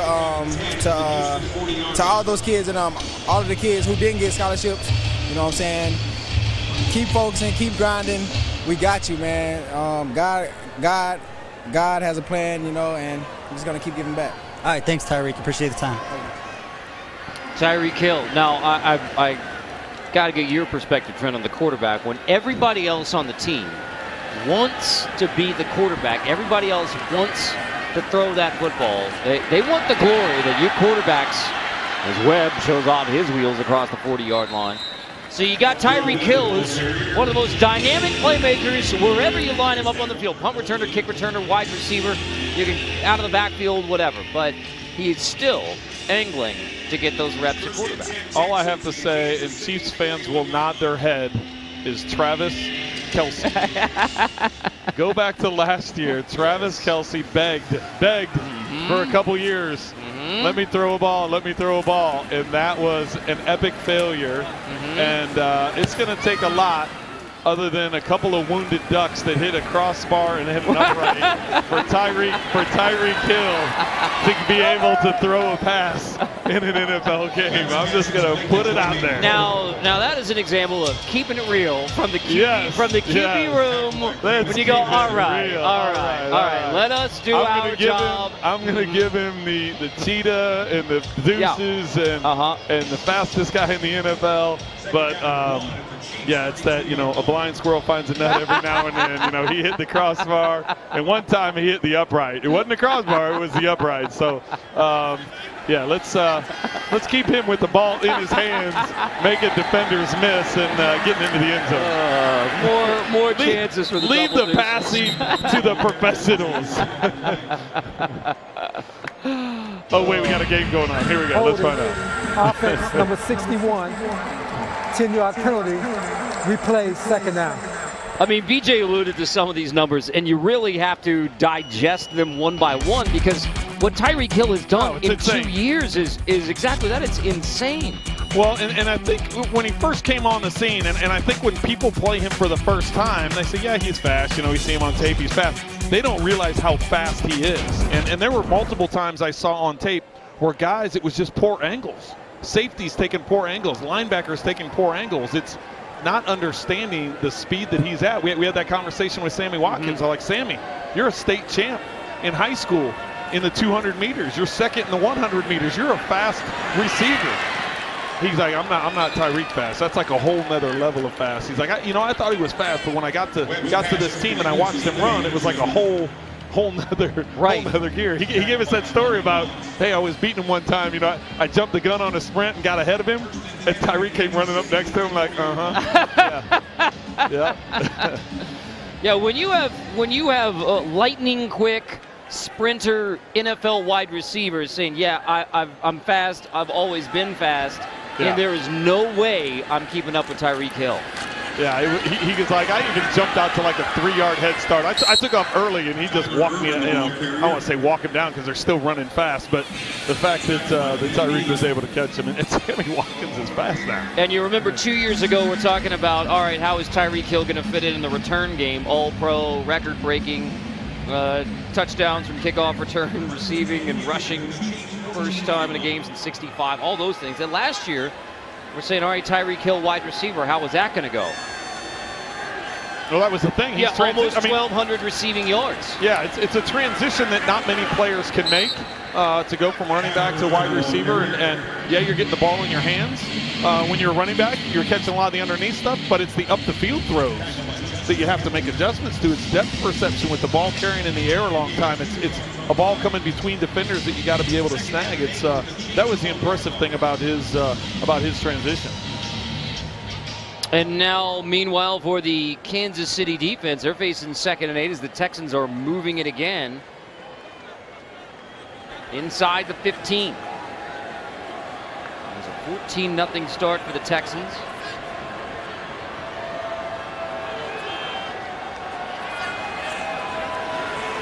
Webb on 2nd and 8 to the end zone, knocked away and incomplete. And that is Raymond Davidson with some nice coverage on the outside. So the inside linebacker, rookie undrafted free agent, knocks that one away in the end zone.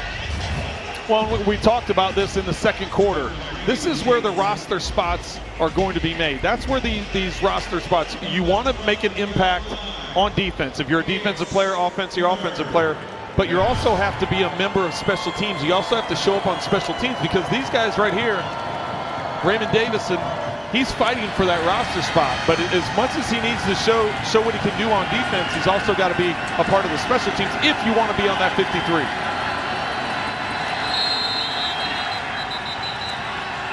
Timeout prior to 3rd down.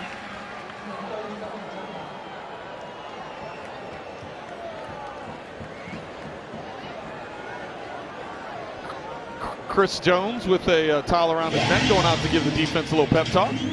He is capable of that. Yes, he is. He's capable of giving any kind of talk.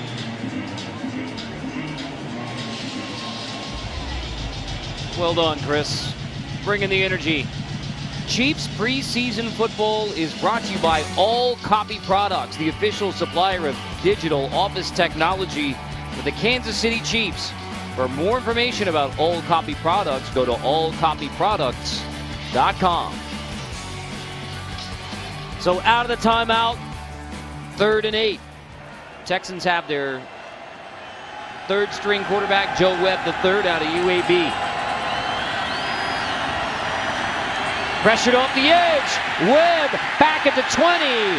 Webb still on his feet and now somehow flings it incomplete. So the Chiefs get major pressure. T.Y. McGill, 4th-year pro out of NC State, hounding Webb into the incompletion. Don't get the sack, but you get the incompletion, bring it up 4th down. Watch Breeland Speaks coming off the edge here. He's going to use that speed to get upfield. He just does a little rip with the 2 arms to throw the tackle to the side, and then he keeps the persistence, comes after him. Yeah, he doesn't bring him down, but he doesn't allow Webb. Look, Jones getting all pumped up and excited for the defense, but Speaks put the pressure on.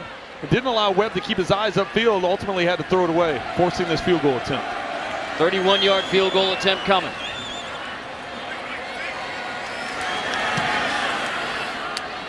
And so the Chiefs keep the Texans out of the end zone, but 3 more on the board. 17-7. Getting it rolling at Arrowhead. Well, we are always looking for new and fun ways to spice things up in the preseason, and I've always wanted to, go Kreskin, and it's time for a new segment, a trivia question. We're going to engage you, the members of Chiefs Kingdom, in Chiefs History 101.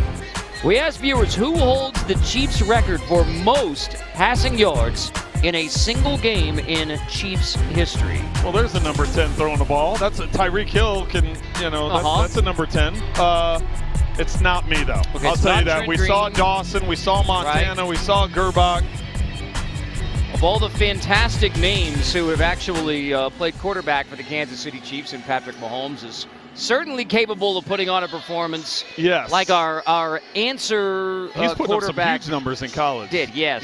I don't know if he's going to, well, there you go. Enrique, you knew the answer. It is Elvis Gerbach, 504 passing yards in 2000. An incredible performance. So 504. Tony Gonzalez, you got Sylvester Morris. This week's Chief History 101 brought to you by Park University, the official higher education partner of the Kansas City Chiefs.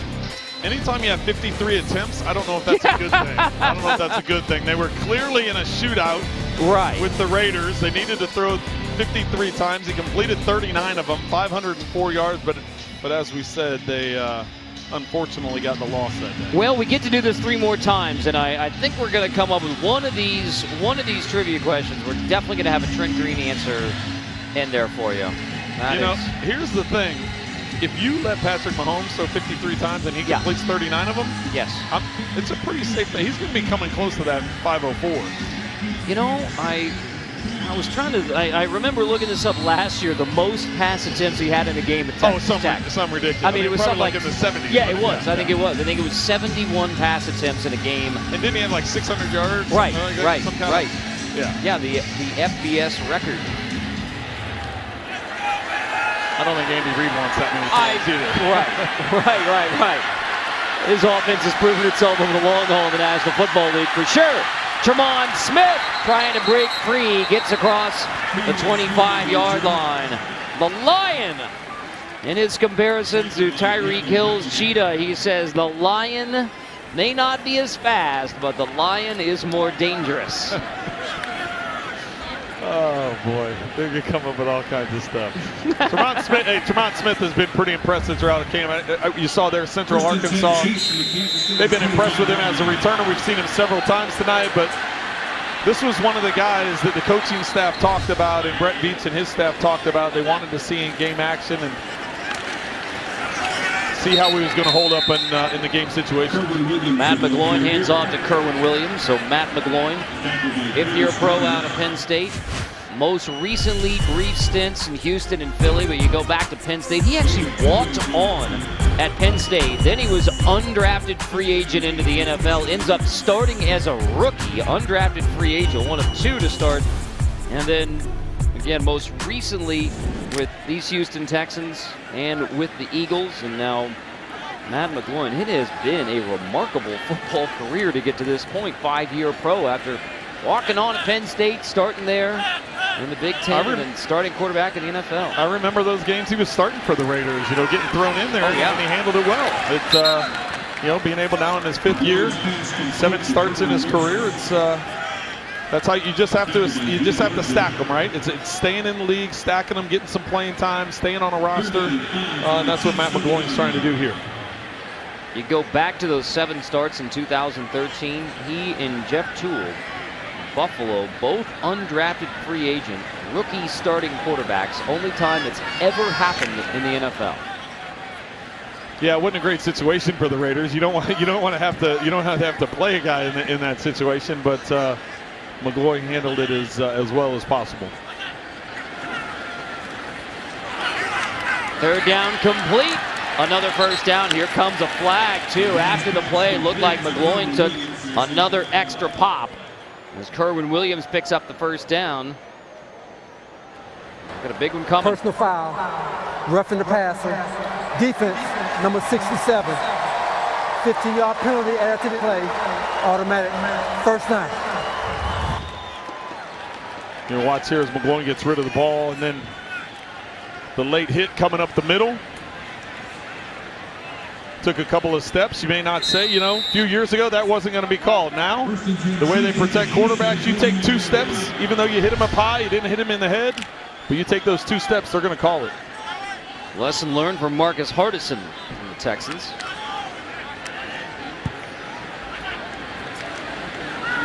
Handoff again, Kerwin Williams, 5th-year pro out of Utah State. He was the Cardinals' 2nd leading rusher each of the last 2 years. So 1 year with the Chargers, 4 with the Cardinals. And now his 1st year with the Kansas City Chiefs. So you have 3 Williams in the running back stable. You got Damian Williams, Kerwin Williams, and Darrell Williams. If it's in doubt, just say Williams with the carry. That's what your go-to is. Is that what we're saying? Or you could ask Kerwin Williams. Oh, boy. But we touched on this earlier in the game. That's one of the spots, the 3rd running back spot. That's going to be a battle. You've got Damian Williams, as you mentioned, 5th-year back. You got Kerwin Williams, 5th-year back. Spencer Ware, 5th-year back. Tarkandrick West, 5th-year back. It's trying to find those guys that are going to fill the void behind Kareem Hunt. Kareem Hunt has shown effectiveness catching the ball in the backfield. That Damian Williams in Miami, caught 85 passes. Good coming out of the backfield. He was effective at the end of the 1st half in the opportunities that he got. So this is going to be a battle that we watch throughout this entire training camp at preseason. No Spencer Ware, no Charkandrick West available tonight for the Chiefs. So lots of reps for everybody else. Here comes another flag. In coverage.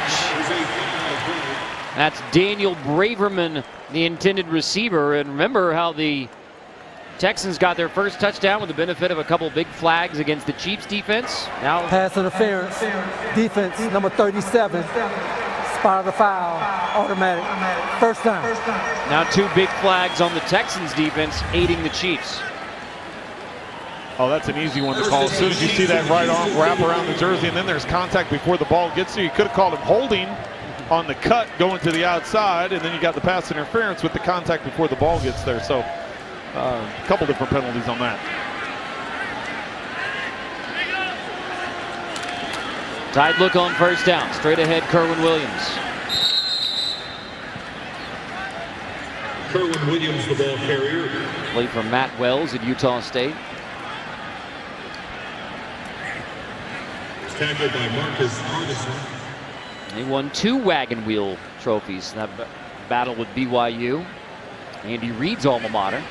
He knows all about the wagon wheel. Second down on the Houston 32-yard line. I'm the lineman. Well, we talk about offensive linemen. You didn't even know I was going to talk about offensive linemen. That was good. Yeah. You know, talk about this group now. What they were able to do in the second half, and now on this drive, creating some lanes, creating some time. Big completion. There's Amaro taking a pop. And Jace Amaro, there is a flag down, but Jace Amaro, with his huge frame, 6'5", a lot of ability in the pass game. Pass interference, offense, number 81, 10-yard penalty, replay, second down. Wipe it out. It's on Tim Wright.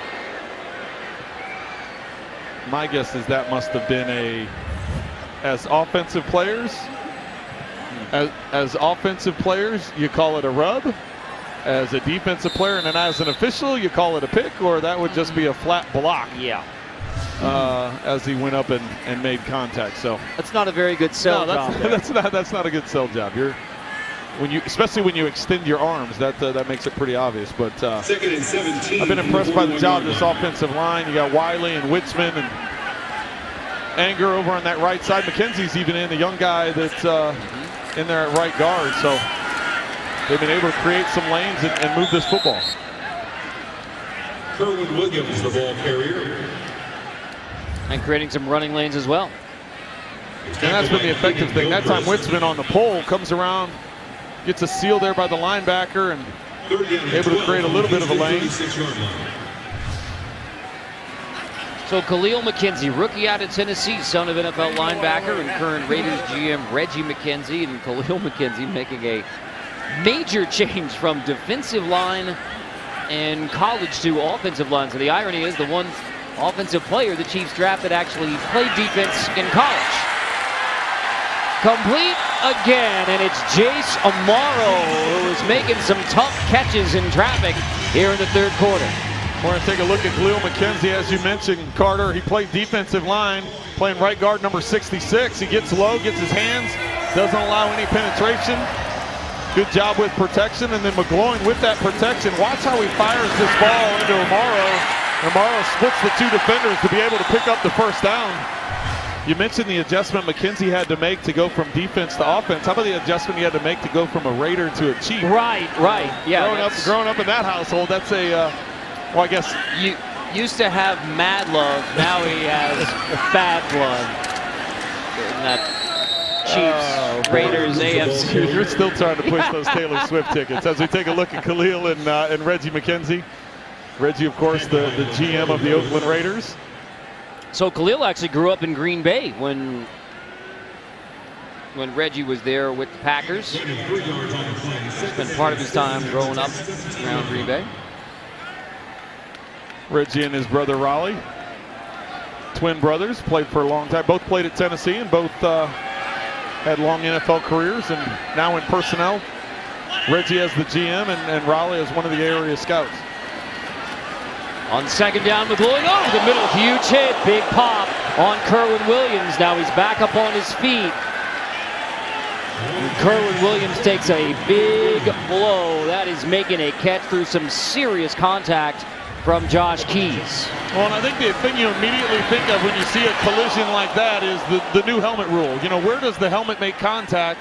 It looked to be clean when you see it at live speed here. As we take a look in slow-mo, let's see if he lowers his helmet. I'd say that's leading with the helmet. Yeah. So a penalty not thrown on that one. That's one of the examples you get from the NFL as to when a penalty should be thrown. Dropping your helmet, leading with the helmet, making contact with the head of a rusher. In that case, it was a receiver, but not called.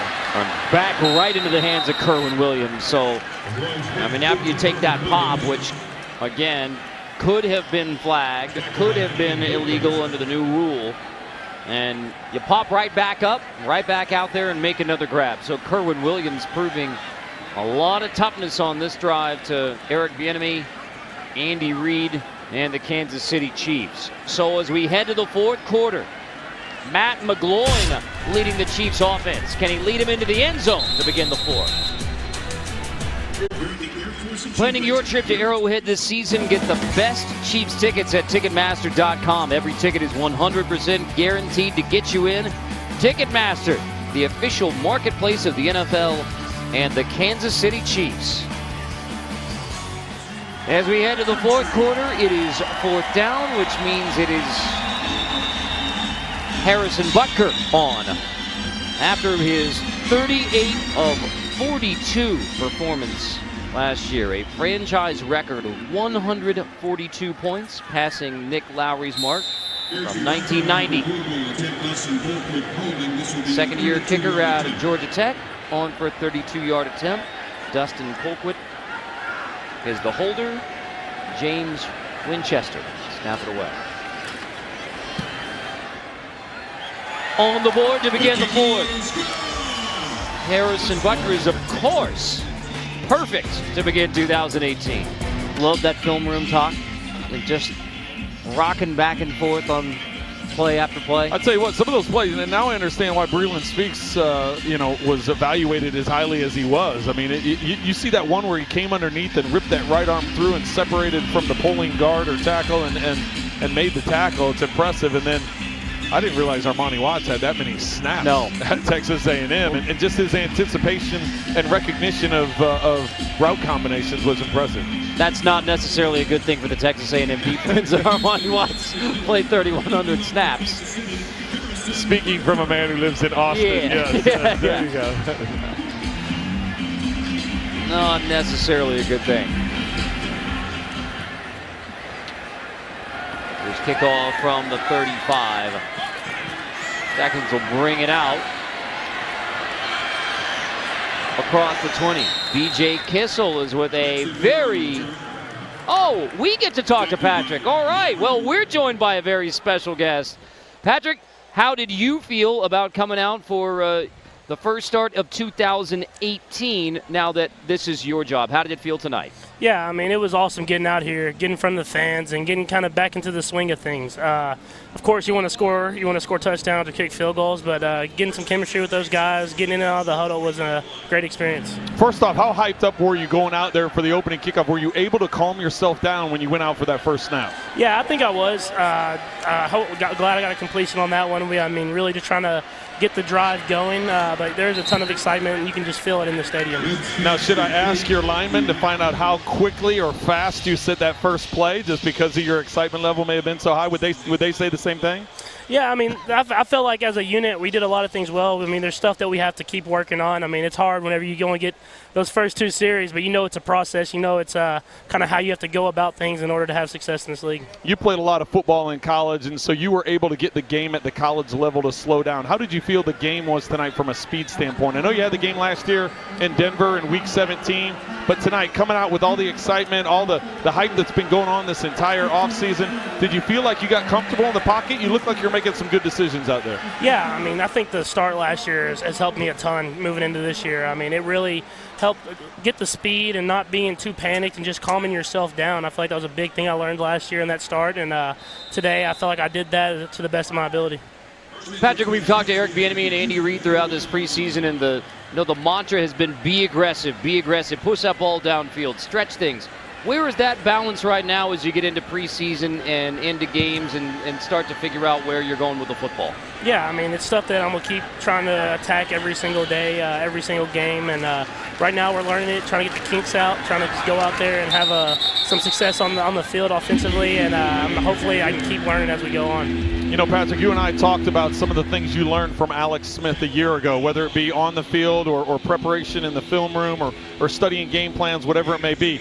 Tonight we had several shots of you and offensive coordinator Eric Bieniemy and quarterback coach Mike Kafka, and of course the other quarterbacks. Talk to me about those other quarterbacks and the communication that goes on the sideline. What is it that you guys are getting into and discussing throughout the course of the game?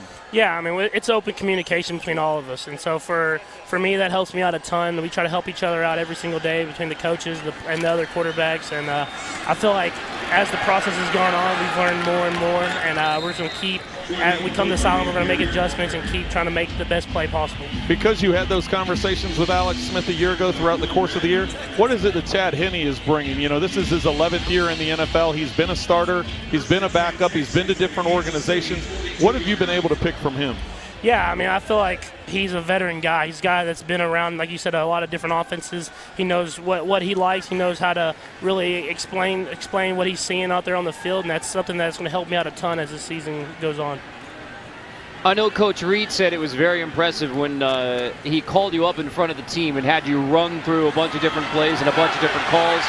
He thought that was a very next level thing for you. What was it like for you to be put on the spot like that by your coaches in front of the teammates? Yeah, I mean, kind of like I've said about Coach Reed all camp long, is that he challenges me. He makes sure that I'm kind of on my best stuff and really making sure that I'm really studying and learning. And for him to kind of get me up there to do the plays and do that type of stuff is something that he's going to keep doing, keep trying to challenge me and keep making me prepare myself for those moments. When you look up when you get up to the line of scrimmage, one of the last times you're up at the line of scrimmage, out to your right, you had Tyreek Hill, you had Travis Kelce. To your left, you had Sammy Watkins and Kareem Hunt in the backfield. When you see all those weapons around you, how excited do you get about the potential of what this offense can be? Yeah, I'm extremely excited. I mean, we have a great unit, a lot of offensive linemen back. Like you said, weapons on the outside. We got slot guys, we got tight ends, and running backs. So, I mean, it really is a great unit, a great offensive personnel. And so for me, it's to go out there, try to get it in their hands, and let them make the plays. Patrick, thank you very much for joining us. We look forward to watching you play and develop and making plays for the Kansas City Chiefs. Yeah, thank you. Thank you for having me. Thanks for taking the time, Patrick. So Patrick Mahomes, one NFL start in the books. That's official in the regular season 17. I thought that was very instructive, that how much he said that start, preparing to be the starter in that game, has readied him for 2018 when he's the full-time starter. Well, I think it definitely does, especially when you go on the road to a place like Denver. You know, that's a long-standing rivalry that the Chiefs and the Broncos have, and so to get prepared for that, to game plan the way they did going into that, I think that's part of growing as a player. So a valuable opportunity for him, and you know, obviously being able to have it carry over. To the goal, automatic first down. Walden stating that rivalry going back to 1960, the old AFL West, drawn up by Lamar Hunt. You mentioned at the very beginning of this broadcast, I think it's kind of been underplayed. Go back-to-back AFC West champs for the first time in a division that goes back to 1960. Yeah, that was pretty amazing. When I remember when that came out last year after they won the division. You know, you got to remember, we talked about it. We talked about it already. Started off the season 5-0, but then they had a bad stretch right in the middle of the season. Went 1-6 during that 7-game stretch, and everybody was going, "What happened to the team we saw the first 5 weeks?" You know, that went into New England and destroyed them. So they got things right. They won their last 4 games of the regular season. They were sitting at 6-6, ended up 10-6, winning the division, and back-to-back champs. Last 20 games versus divisional foes, 18-2. Yeah, that's an impressive number, and you know, people continually want to talk about this division. Yes, there have been changes by the Chiefs on the defensive side of the ball. They do have a new young quarterback. A lot of people are hot on the Chargers because of the way they finished off last season. They finished up 1 game behind the Chiefs in the division. Of course, Gruden going to the Raiders. What's he going to make? How big of an impact is he going to have there? And then in Denver, you've still got those defensive leaders. Now you bring in, a quarterback in Case Keenum that that had some success last year. The task for the Chiefs right now, keep the Texans out of the end zone again. That pass is bobbled and incomplete, and Armani Watts there in coverage. The aforementioned Armani Watts. To bring up third down. Well, this is a crucial play here. We touched earlier about Bob Sutton and what his defenses like to do on third down. They're very fortunate there that they got a drop ball. They've shown in this area of the field, they've gone to some man-to-man, they've brought some pressure. They've also gone to a quads coverage where they drop 4 into the end zone and force the quarterback to make a decision on the inside. Webb out of the shotgun, 3rd and 8. Trying to scramble, looking to the end zone. Webb chased. He's going to bring it back. And now Webb on the run, inside the 10, inside the 5. He dives forward, and he appears to have a first down to set up 1st and goal after Raymond Davison finally makes the stop. Well, Webb on the run, escaping that Chiefs pressure, but it indeed will be 1st and goal. Well, an impressive play by Webb, but I'd have to say an equally impressive job by the coverage skills that the Chiefs' young players out there on the field to be able to maintain their coverage up the field. Actually, it's going to be a 4th down here. I have to correct myself. It looked like in the initial spot that he had enough, then they re-spotted, half a yard short, 4th and goal. Fourth down. Bill O'Brien, yep, may have another look at this one. Bill O'Brien certainly wants to take another look. Our referee, Jerome Boger, having another look. As we anticipated, Bill O'Brien wanted to see if, in fact, Webb is close enough here for a first down, which would mean 1st and goal Texans. Davison makes the stop, and that looks to me like first down for Houston. Looks pretty clear with the spot, but it depends on, number one, could they have called Webb for putting his head down, leading with the crown, and that's a whole nother thing. It doesn't look like he's trying to initiate contact. Maybe they could have called. This helmet thing is gonna make me scratch my head all year. But it looks like there he's lowering it. Is he lowering it to use it as a weapon, or is he lowering it to protect himself? I think the judgment there is he's lowering it to protect himself. Now back to the spot. The knee doesn't go down. It looks like he's able to put that left hand on the ground and expend the ball. So. I tend to think like Bill O'Brien here that it's going to be a first down, but let's hear what Jerome Boger has to say. On the play, the rule of the field stands that the runner was short of the line to gain. 4th down. Houston is charged. His last time out. Like we said, clearly 4th down, the Chiefs get the stop. I guess it's the preseason for me too, because I was 100% with you on that from the get-go. I thought he had a first down the first time. I didn't. Did you see his knee or an elbow or anything go down that would have said that? Oh well, it's got to be down where the spot. I mean, there's got to be some body part down that causes the ball to be spotted there. But it's great for the Chiefs. Now let's get a stop here on 4th down. Works out for Kansas City, and now 4th and 1 with Webb under center.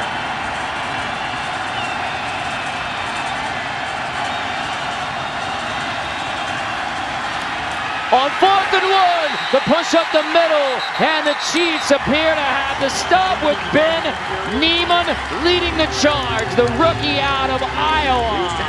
And the Chiefs D gets a stop in the 4th. And how about for 4th and 1, Arrowhead gets loud in game 1 of the preseason for a 4th down stop. I love that. The defensive line does their jobs. They create the lane. We just saw in that last replay from up above, you see the lane open up. It's one-on-one in the hole. Who's going to win the battle? The Chiefs bring him down. Great tackle by Neiman. Well, Trent, continuing our discussion about the AFC West and the Denver Broncos, the biggest acquisition for them, a new starting quarterback in Denver again. This time it's Case Keenum. There have been some questions at the quarterback position for the last couple of seasons, and Keenum coming in. You look at the battle there for running back, and of course Chubb being drafted to be the bookend on the other side of Von Miller. So still an effective pass rush, and trying to shake things up in the AFC West. The Chiefs with back-to-back division titles. First time.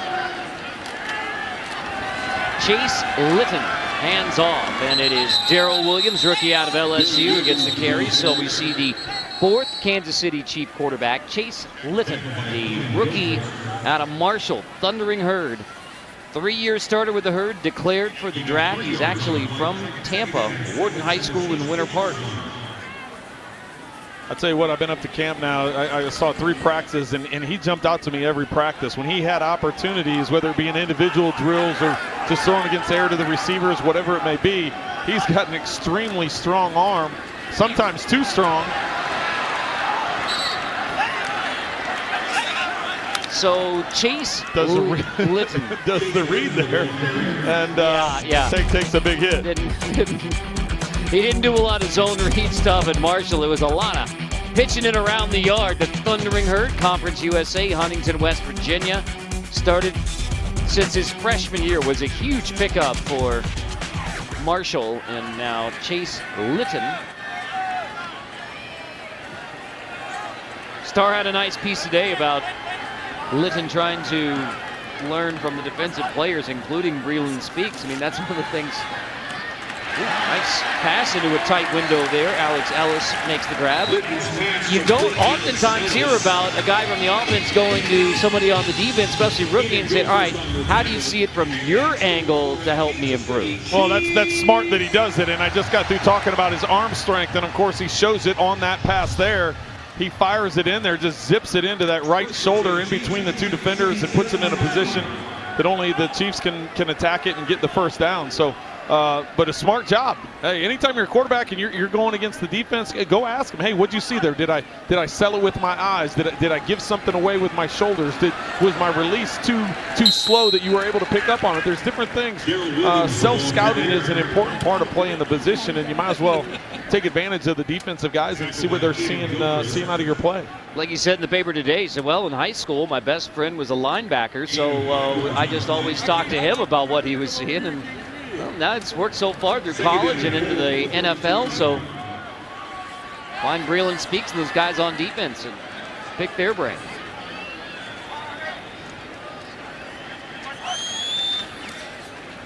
Litton on 2nd and 4.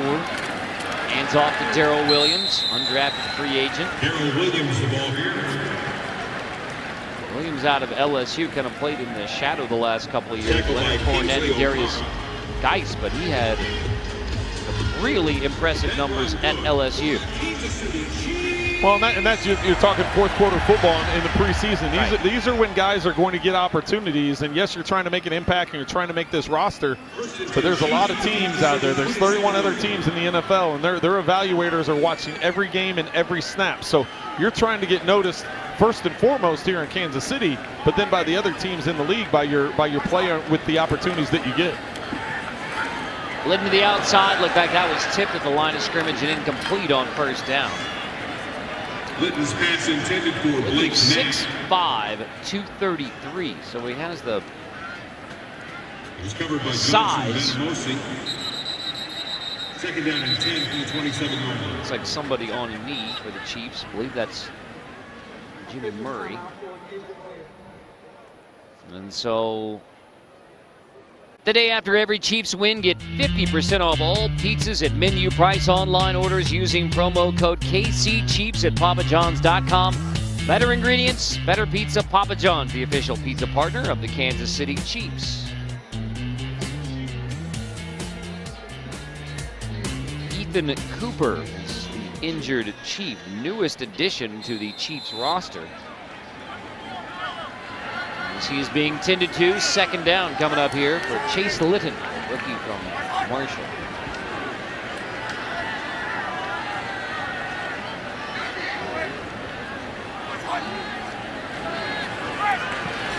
Check down. It's yet again Darrell Williams out of the backfield, and Darrell Williams with a head of steam. Pass complete to Darrell Gets to the 34-yard line.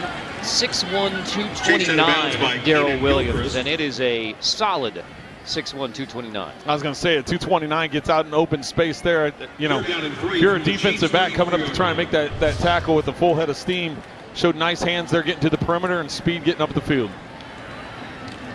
Actually averaged almost 6 yards a carry, well, 5.7 yards per carry. Round up, it's almost 6.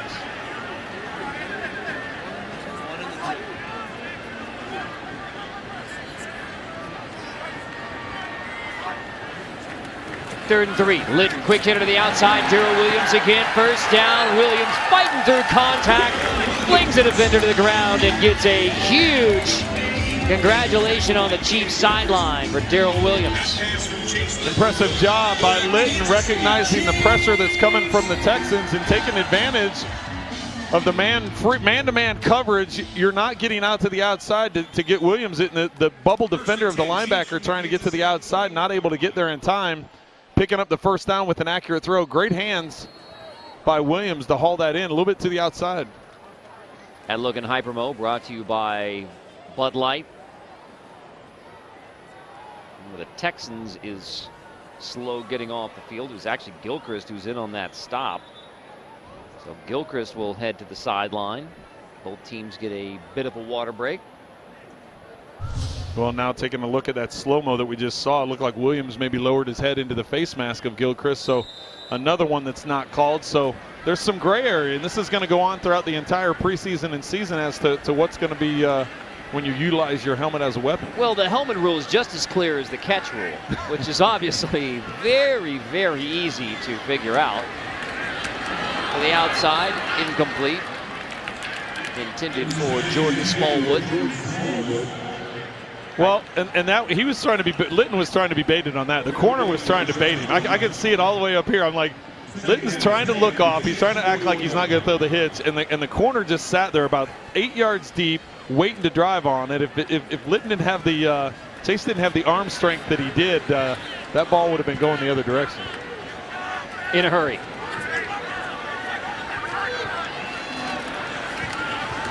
Williams, more tough yards up the middle. Darrell Williams having a solid first showing as a Kansas City Chief here in the fourth quarter. Again, more reps for Darrell Williams because Spencer Ware, knee, Kendrick West still dealing with a concussion. So your running back stable of 6 is really down to 4. It's down to Hunt and the Williams family, Damian, Kerwin, and Darrell. There's Damian.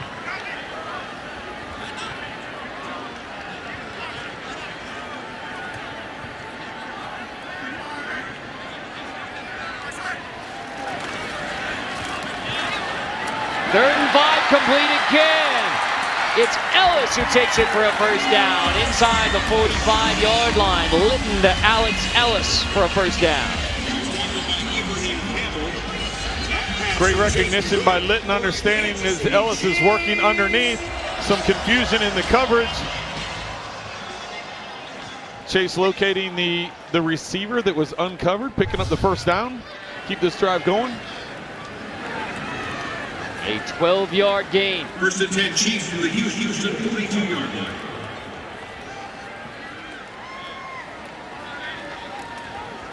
One touchdown drive for the Chiefs led by Chad Henne. And now Litton to the air, deep shot, incomplete.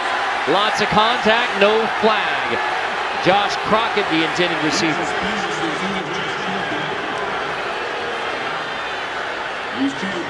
Well, Chiefs fans that are here remembering what happened to Emerson early in the game when there was a ball thrown that was a jump ball. A lot of contact there. Defensive back doesn't turn around. This one not called in the Chiefs' favor. No call. Crockett, the intended target, the rookie out of Central Oklahoma. Well, I think Andy Reid saw the same thing we did on that earlier hitch throw with the corner sitting there trying to jump it and get the interception. He decided to come back with a hitch and go, and it just didn't work. Darrell Williams head of steam, first down to the 30-yard line. There is a flag down back at the line of scrimmage. I think Darrell Williams came ready to play tonight.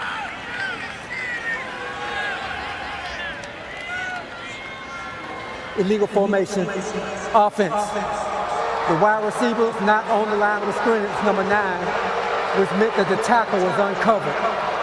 5-yard penalty, replay, second down. And we check in with B.J. Kissel. Guys, after the draft, when Darrell Williams went undrafted, he was one of the top undrafted available running backs. And he told me that his relationship with Dylan McCullough, the Chiefs running backs coach, was really a reason that he decided to sign with the Chiefs. It's a relationship that started at the Senior Bowl, where McCullough saw what everyone else had saw last year at LSU, where he averaged 5.7 yards per carry and 14.4 yards per catch out of the backfield, backing up Darius Geis, and then the year before that, backing up Leonard Fournette. Well, those numbers have all been impressive, and a nice throw there to Pringle. On this drive, Williams, 32 of the Chiefs, 54 yards before this deep out. Well, and that's been impressive by Williams, but I'm equally impressed by Chase Litton. All of a sudden, what we thought, you're bringing in Matt McGloin, a guy that started in the NFL. He's been in the league. He's made starts, made plays. All of a sudden, Chase Litton, the undrafted player out of Marshall, comes in and is just firing the ball all around the football field, picking up first downs, and he's trying to get himself in the battle for the third quarterback. That was a big-time throw. And now a short completion to the outside. That's Ellis again. He's touchdown, but the deep out to Byron Pringle just past the sticks. That was on point. Well, and part of the criticism, or really the only criticism I've heard about him, is sometimes those underneath routes he throws a little too hard. You know, like that one there, that very easily could have hit the shoulder pads and bounced up in the air, and bad things happen. But when you see that 15, 20-yard comeback, the way he threw that on a rope, that's why that arm strength comes in handy when you've got to make those types of throws. So Litton on 2nd and 7. That one tipped it incomplete, and looked like it was right through the hands of Algernon Brown, the backup fullback. This is one that he took some smoke off of. He, you know, you'd like to see him lay it a little bit more. Maybe a little bit hot for a fullback coming out. You know, when he comes through there, he doesn't really see. Now watch how he does the route.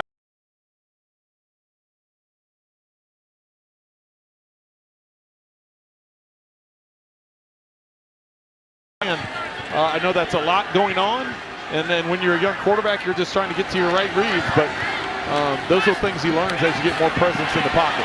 Litton on the roll. Litton will scramble for a first down for the Kansas City Chiefs. Longest drive of the night. 16 plays now for the Chiefs, and Litton manages to extend it. Well, all this is going to do is confirm that Andy Reid tries to get these guys in shape. I was at practice the other day, and he had both the ones and the twos doing 16-play drives. There was no break. He said, you guys are taking 16 straight, and the guys were getting hot, they're getting tired, and it was about conditioning, getting ready for these situations. You're in the fourth quarter, you need a drive, and here we are 16 plays deep into this one.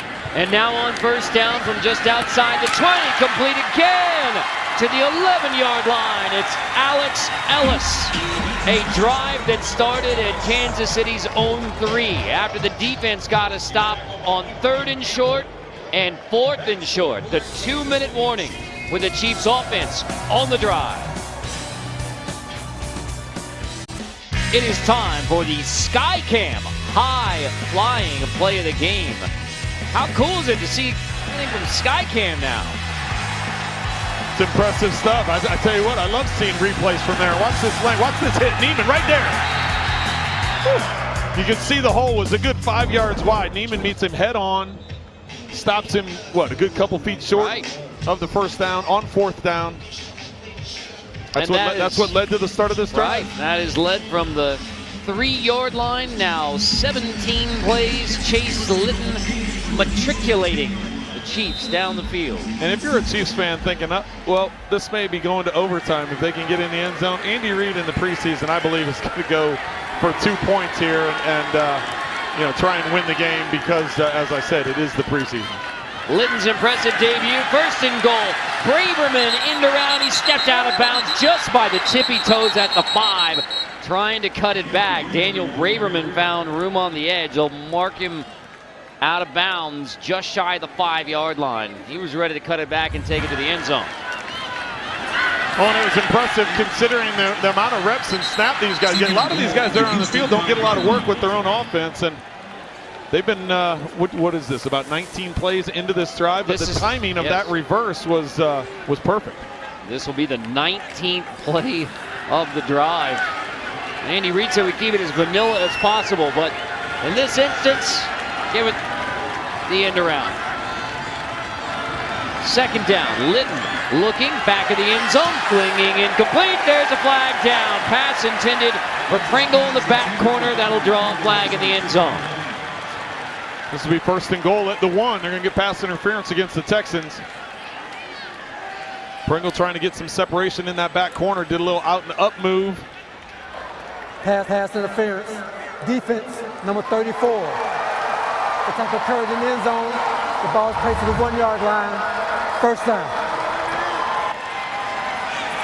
A little out and up move right at the goal line. Litton tries to throw it to the corner. You see all the contact at the top of the route. 1st and goal, Litton trying to lead a touchdown drive late in the 4th in a 1-score game. Williams takes it. Williams pushing, second effort, stood up and pushed back. So 1st and goal. Williams manages to get it just shy of the goal line.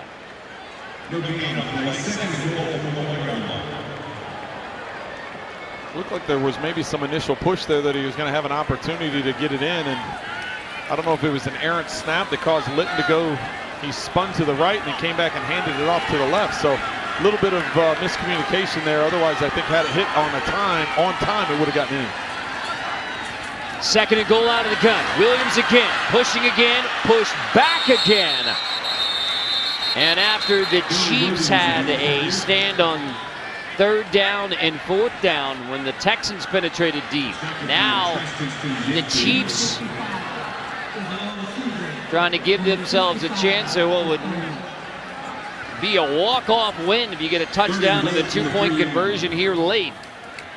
Well, and the bad thing is they lost 2 yards, so now you got 1st and goal at the 3. So you take your personnel out. They took 2 wide receivers out. They put Jumbo in. They put a fullback and an extra offensive lineman, but you're at the 3-yard line now, so a little bit tougher. Brown and Williams in the backfield. Litton, play action on the roll. Chase Litton, toss is incomplete, bringing up 4th and goal. Intended for the fullback, Algernon Brown. I think considering all the young guys you have out here on the field, you go ahead and you take that timeout. Discuss it, try and figure out what it is that Chase Litton likes, the personnel you have on the field, make sure everybody's on the same page. As I said, a lot of these guys haven't gotten many reps at these plays, so I'm okay with getting a timeout here and just making sure everybody's dialed in on the right play, especially now that the play clock is, you have no choice. You're going to have to call timeout now. And here it comes, timeout. So subbed in 2 more wide receivers with Pringle and Smallwood for 4th and goal. Out of the timeout, 4th and goal, and a 7-point game. Here's what to watch, presented by the University of Kansas Health System, the official healthcare provider of the Kansas City Chiefs. This is what we looked for early, and this is what we saw. So first look at the new kickoff. Mahomes, 5 of 7. We saw some good things from Patrick. I thought he made some really good decisions. There were times he was trying to get the ball up the field, made decisions to check the ball down, not make the big negative play. New look defense. We saw quite a few guys. There's more that need to make their debut, as we'll see in the next couple weeks. But you know, they had some opportunities to get on the field, and then now here we are, 4th and goal. Some young guys on the field trying to get in the end zone on 4th down. Chase Litton trying to lead him there. Out of the shotgun, Litton back at the end zone, tosses it up, and it is knocked away. Incomplete, intended for Alex Ellis. A chance to make a play at the back of the end zone. But Houston knocks it away on 4th and goal. Good design of the play, man-to-man. You see Ellis going to the corner. You have your 2 underneath routes. Litton lays it to the outside. Arm gets knocked in between to knock the ball away. Anything, maybe throw that a little bit earlier and get it out to the corner so it gets some separation, because Ellis had him by a couple steps. Nice play by Josh Thornton, the Texans corner, to knock that away. So Houston will take back over, and with 14 seconds, 17-10. Just enough room to sneak it out. Even though you don't get in the end zone there were a lot of good things from those third, fourth, fifth string players that had an opportunity to play on that last drive. Litton showed some flashes of great arm strength, good decision making. It was a 22-play drive. So, yes, you want to end up in the end zone, and yes, you want to win the game. But that was all around. Yeah, for Darrell Williams and Chase Litton leading the way on a 22-play drive. So Houston wins it 17-10. Preseason game number 1 is in the books. And for a Kansas City team, you come into this game without Ragland, without Hitchens, without Berry, without Sorensen on defense. I mean, that's 4 of your starters up the middle who are unavailable. I would say the Texans were able to take advantage early, aided by a couple of penalties. And then on offense, we saw Mahomes, as you said, make some excellent decisions. You didn't see the huge explosive plays over the top you know he's capable of, but the decision making and running the offense, which is one of the points of emphasis with the entire Chiefs coaching staff, Mike Kafka and Eric Bieniemy and Andy Reid. You saw that certainly with Patrick Mahomes. And the touchdown for the Chiefs tonight from Demarcus Robinson. He is with B.J. Kissel. Thanks, Carter. Down here, like you said, with Demarcus Robinson, you find the end zone one time. It's you tonight. Can you just walk me through the touchdown and what you saw from your end? I mean, we just had a double move, and it was great blocking up front by the line and a great ball. So I just had to make a play. We've been talking about you up at training camp because of the plays that you've been making, and a lot of that is from the work that you did with Patrick Mahomes over the offseason. You guys stayed in Kansas City, worked out together. Yep. Just what were those workouts like, and how important were those to you in your development to be able to do the things that you've been doing at camp? It was very important coming into my 3rd year, just getting very acquainted with the playbook, just like he had to do. So we just studied together, and everything he was getting taught and trained, I was trying to get the same thing. So we was always neck and neck every time we go in to try to get work so we can be on the field and just execute plays. One of the things that we've talked about a lot over the last few years is everything that's put on you guys in Andy Reid's offense, being able to know all of the different spots. Just how have you developed that, and how important has it been for you over this past offseason to get that trust from Coach Reid where he knows he can put you in any of those spots and you go out and do what you're supposed to? Yeah, I feel like that's the biggest deal coming into the NFL, learning all the position on the field. So, yeah, I mean, once I showed them that I could do that during training camp and stuff, I feel like they got pretty better confidence than they did last year. So we're just trying to keep moving forward from there. All right, thanks, DeMarcus. Appreciate the time. Yes, sir. Thank you. Demarcus Robinson, solid start to 2018. More from Arrowhead in a moment.